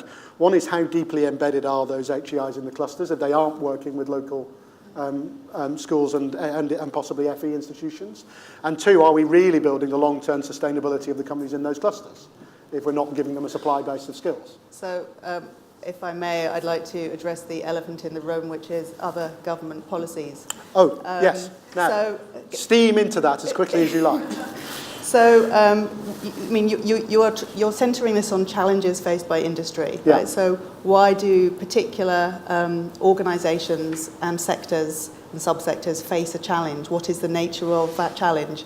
Why is it that young people are coming out of school aged 18, functionally illiterate to a large degree? Why is it that young people coming out of university have large tuition fees, burdens, the STEM differences, the hollowing out of the FE sector, also weakness, the evisceration of the art foundations, which used to support and give a transition stage, particularly for young people who hadn't achieved well at school, but as a stepping stone to art and design education. So those are not in scope exactly, are they? No. But nonetheless, they shape the context in which individual organisations and individual sectors have a challenge. Sure. So these challenges are multi-layered, complex, have these legacies and histories directly from other kinds of education policy and other aspects of industrial policy. Sure. And so that's one of the questions for these consortia is how to construct something that is a doable, achievable project that nonetheless recognises the conditions in which we exist as a country at this moment in time. So were you here for Francis's presentation this morning? Yeah. So in a way, because they were, my interpretation, because it was very sectorally focused and geographically focused, they took on the whole thing to some degree, or they appear to have taken on the whole thing to some degree. How did you react to that presentation? Well, I'm from the same institution. I know that. And I think Francis is a visionary leader who has is constituting a kind of a version of a design institution in a very complex and also busy ecosystem that is London, and in a university where there's made up of 6 colleges. We have around in total 20,000 odd students across everything from art, design, architecture, fashion, textiles, jewellery, and media communications and many other things I can't remember. So it's a really complex, multiple set of ecosystems we're part of. But I think one of the strengths that we have, as the 6 colleges have as an institution, and other art and design institutions I have, which I know, which might not be the same for arts and humanities, more humanities-based entities, is that we have a close relationship to practice.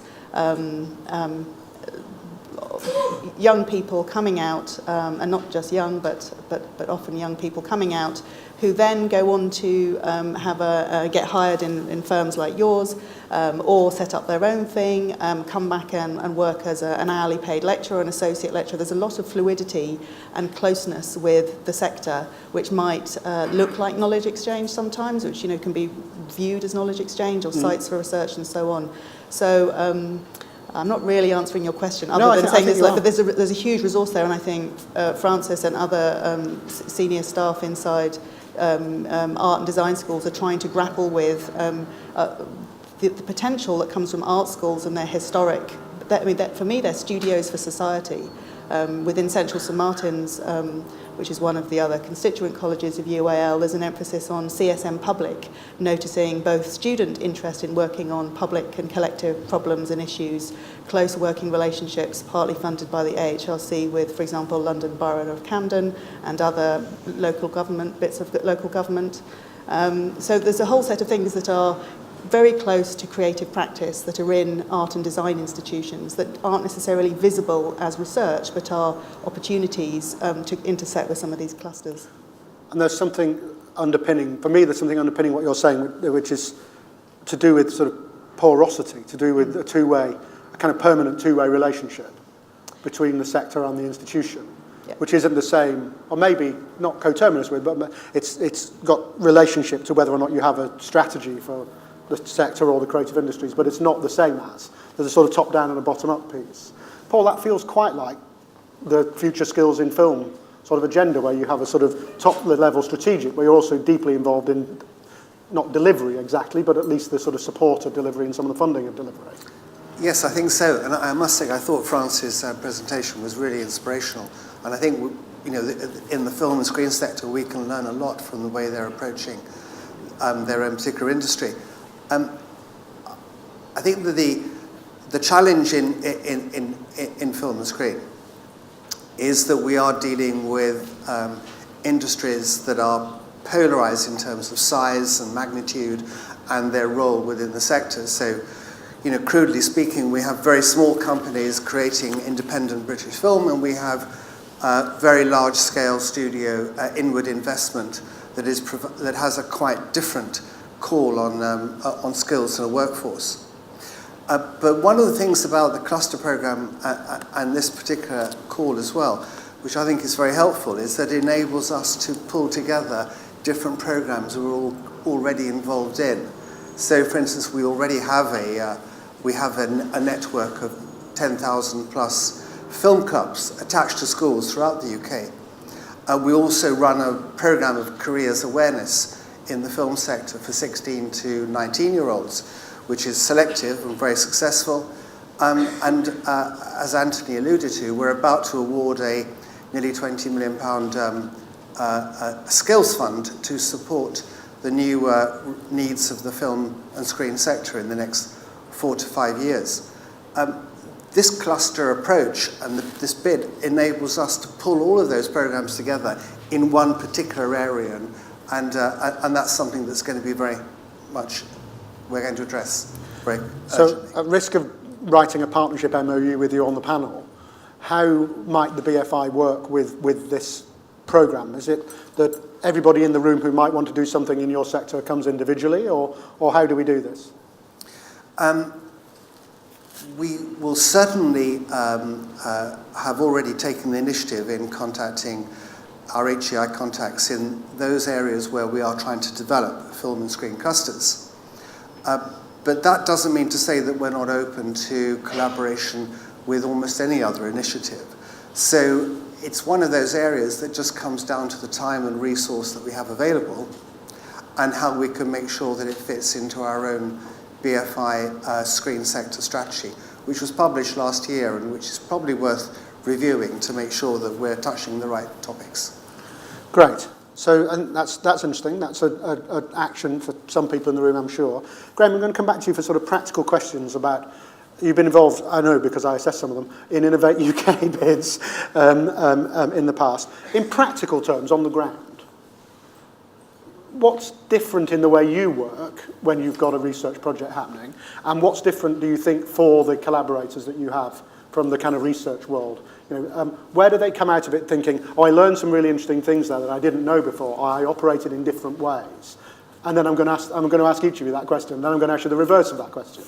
And where are the real challenges? What goes wrong in these sorts of collaborations? So when you've done this before, what learnings do people have, and what can that tell us about, you know, the kinds of projects and how they should be run? Do you mean particularly in terms of collaboration with academia? Yeah, well, and think yes, but also even internal projects where you're maybe researching more than you're delivering early, you know, things that are less ready for the market. I mean, I think, you know, where Innovate UK projects tend to go wrong, or where I've certainly seen them go wrong, is where every partner goes in with their own agenda. Right. And they don't really want to be working in a collaboration. They just want to get money to do their own thing. And so you end up Didn't I open this morning with something about why you all here? Okay, so how do you stop that? I think part of it's trying to find the right partners. And I think that, trying to do more curating of these projects rather than just letting the partners come together naturally, trying to find partners who you think are going to form a strong collaboration and who are going to produce results. And I think some of the most interesting ones we've done are where you have partners from very different industries. Okay. When we've worked with other visual effects companies, because we're all competitors, nobody really wants to be collaborating that much. When we've worked with the game industry, we've had much better results. That's interesting. So, and would you sort of trust outsourcing, finding partners to an HEI, to a cluster, or how would you want to be involved in that process? I think I wouldn't want to be told who we had to work with, but certainly being introduced to potential partners and having an organisation who can kind of facilitate those early conversations where you start to pull a project together would be really interesting. And before I move on to ask those questions of Lucy, so we've heard quite a lot, and it's an assumption that people tend to make in government, particularly, that people in business haven't got any time. My view has always been you've got plenty of time if you can see that it's going to be beneficial, or you'll prioritise time if you can see that it's going to be beneficial. Am I just grotesquely optimistic? I think possibly slightly optimistic. I think it's true that our time tends to get sucked into immediate operational concerns. But of course, if there is something that looks genuinely useful to us, of course we'll try and make time for it. So just one thing on that, the point of sometimes partners from different industries having a more fruitful collaboration. That's something that worries me slightly about this idea of sector-based clusters, that you possibly lack that opportunity to get people together from very different industries to collaborate on something. One of the things that came up in the presentation on the fashion cluster, some of the technological challenges that they're interested in working on are very close to what we do. I mean, we're really concerned at the moment about capturing and simulating human motion. And it sounds like that's a problem for the fashion industry. And I think there's also really interesting opportunities in how do you find new ways of getting people into live theatre, which could, again, pull together similar challenges. So I wouldn't want to see this sector-based clusters kind of cutting off those potential collaborations. So that's a good warning. I suppose what I would say back is I don't think the idea of a challenge is coterminous with a sector necessarily, and I don't think we planned it that way. I think the fashion case study suggests that, but that was a case study from previous activity. But it's a good call out to say that. And the second thing to say is we are literally at this moment engaged in a Wave 2 Industrial Strategy Challenge Fund bid for just what you described. Looking at the use of immersive technologies across different sectors and how there's significant relationships in, if you like, the pre-competitive bit, the bit that's just too hard yet, around immersive technology and AR and VR and the use of those in performance and other areas. If there were a cluster with that view and it had the background, that would be an interesting thing for us to hear from, maybe two even, who can tell. But it's such a big topic that actually with Innovate, we are all over trying to get another big chunk of money around that question. Please don't tweet that. You can tweet that, but we haven't got it. But we're working hard to try and engage our government colleagues on that topic.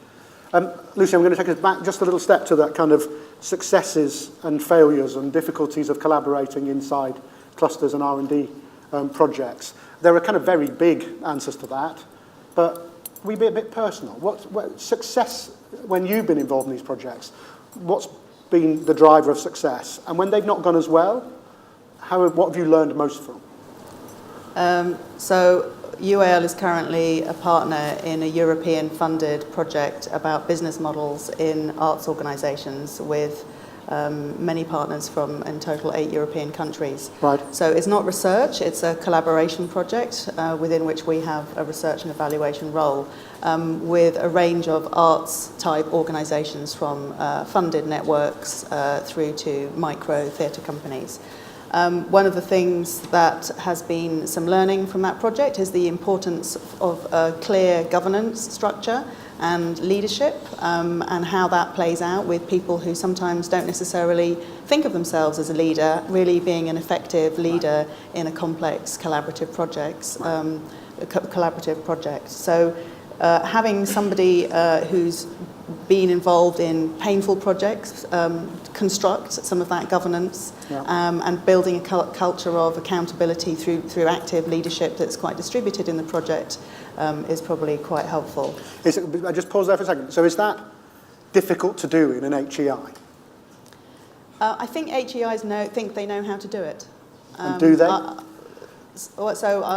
think some individuals and some HEIs might. I'm currently on a different bid, which is for the AHRC, working with management scholars and economics, so I'm a co-I on that.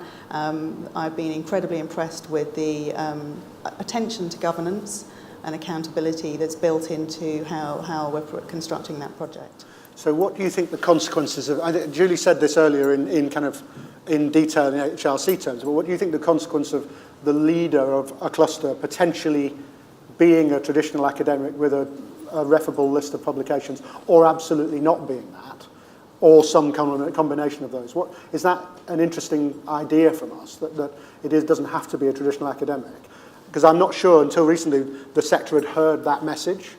I was hearing a lot of what kind of publication record, did they need to come a certain place in the ref, question from institutions. Is it important, that sort of blend? We think it is, but is it? I think institutions, presumably know the strengths and weaknesses of their staff who might be co-Is or PIs on projects and should recognise the particularities of this call, and it might not be referable outputs. But I do think, I wanted to add another thing about a challenge, right? This is, to be clear, this is instrumentalist research. It's directly from Bayes down to academics, do something for the sector or different sectors.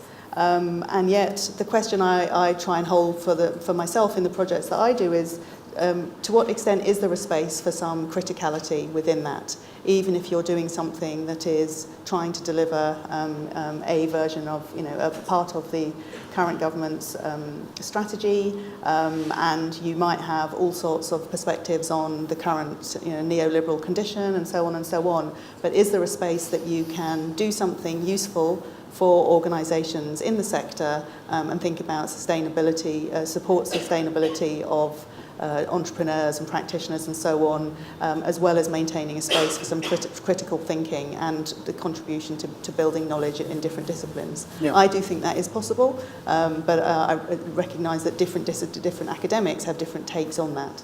Yeah, there's no point to be beating around the bush. We've said it indirectly, you said it explicitly. This is instrumental funding. It has strings attached. It has expectations. I know what we tried to do in framing this as about clusters and challenges was to avoid a different kind of instrumentalism or techno-determinism. There was another version of this which was all about specific technologies in the creative industries. So take a blunt example. We did have to deal with, why don't we spend £50 million looking at the implications of blockchain in the creative industries?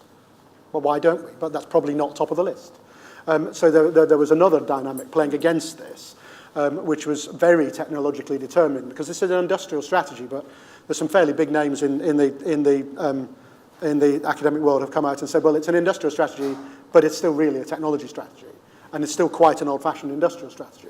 So what we tried to do with the clusters idea, and it was under threat for a while, was to ensure that if we multiplied clusters by challenge, you had room for exactly that kind of interpretation on the local level.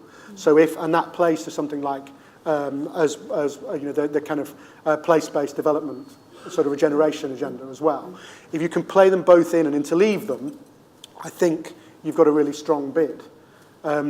If you're absolutely purely instrumentalist and it's just about the bottom line of 4 companies in your region, I think you're going to find it quite hard to explain why an HEI, particularly a civic HEI, focused HEI, is driving.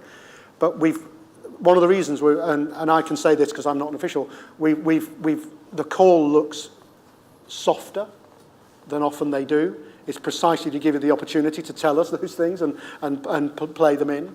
We're trying to give you messaging and signals about the kind of must-haves, but the should-haves or the nice-to-haves are much broader than just pure instrumental. Now, I won't say that when I'm chairing or on a panel with Greg Clark. Actually, I might with Greg, because he's a bit obsessed with place-based. But I probably wouldn't get through the Treasury. I wouldn't get out of the Treasury if I tried to put it that way. And there's a bigger argument. Is this how HEI funding should go? And if I sit at the Council of the HRC worrying about our decline in core income, no is the answer at one level, but yes is the answer at another. And so it is a kind of subtle balance. Paul, it's quite common in public institutions, this though, isn't it? You have a kind of strategy that you determine, but which is set in the confines of a political expectation. Yes, it is. See how I pass that buck? But I think one of the anxieties underlying our own strategic initiative, and I think it's an important anxiety within the film and screen sector, and I think it's extendable across the creative sector as a whole, is something that we haven't really discussed this morning, and that is inclusion. Because a lot of the work that we're doing is strongly based on an assumption that we need to capture and enhance and recruit a wider range of voices and skills and backgrounds in order to survive, the future, the creative future of film and screen sector. And we desperately need to use opportunities like this to build the evidence base to enable us to carry that conviction through to practice. And I hope that that's something that those people involved in assessing the calls will take account of. Yeah, you're right to raise that flag, and we're very conscious of it in terms of the peer review, the constitution of the peer review college, and in the assessment and scoring sort of matrices. I'm paying a lot of attention to, as an example, the Arts Council's creative case for diversity, that sort of model of thinking here and ensuring that that the clusters, particularly those that are place-based, that those elements of the specific dynamics, the ethnographic and the cultural dynamics of the location are seen as being part of what the location's strengths are. It's very easy to say, and it's extremely important to do, of course it is. But I think there is John McVay, who spoke earlier, leads the Creative Industries Council on these topics, and it's been very, very front of mind.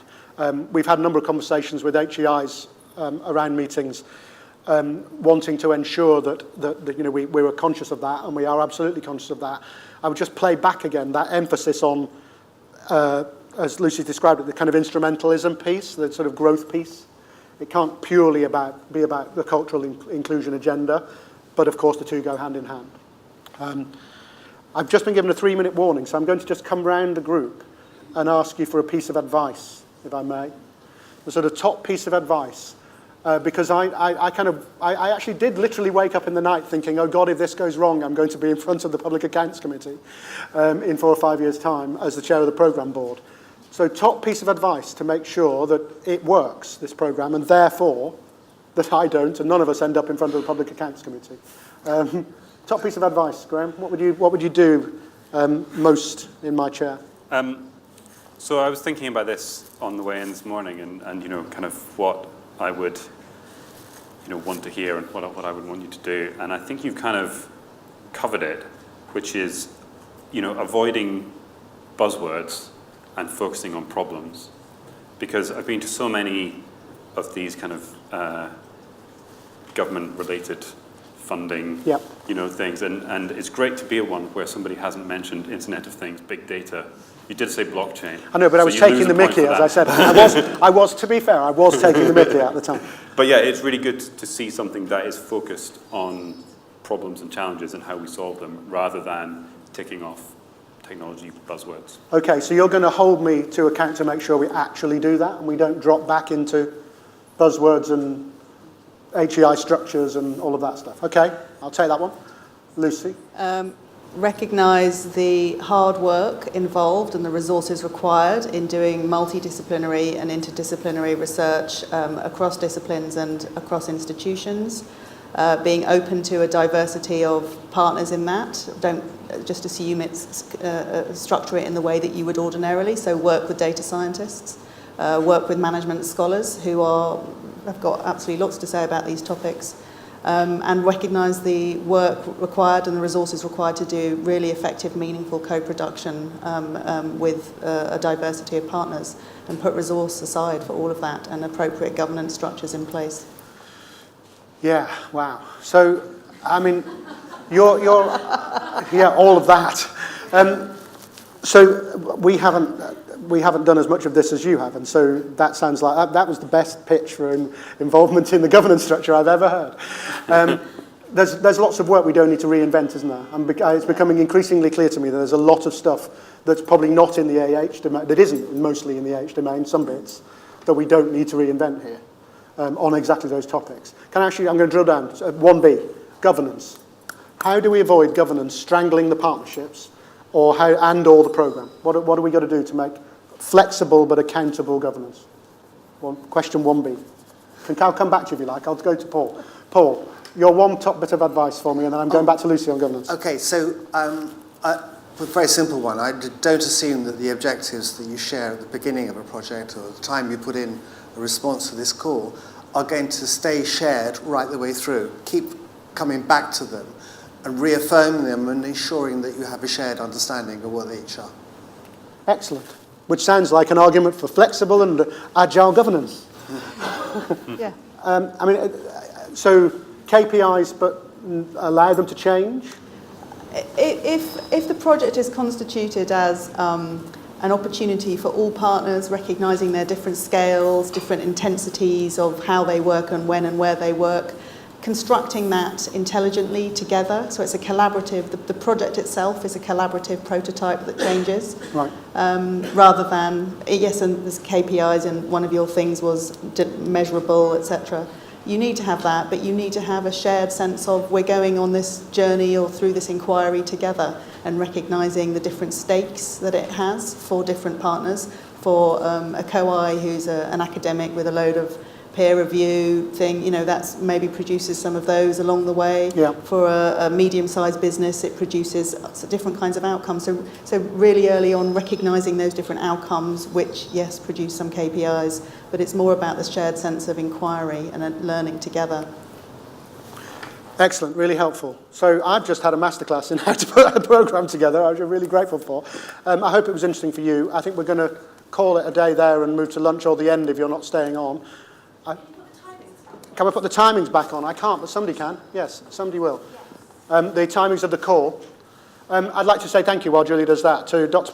Paul Gerhardt, Professor Lucy Kimbell, and Graham Jack, my panellists. Thank you very much.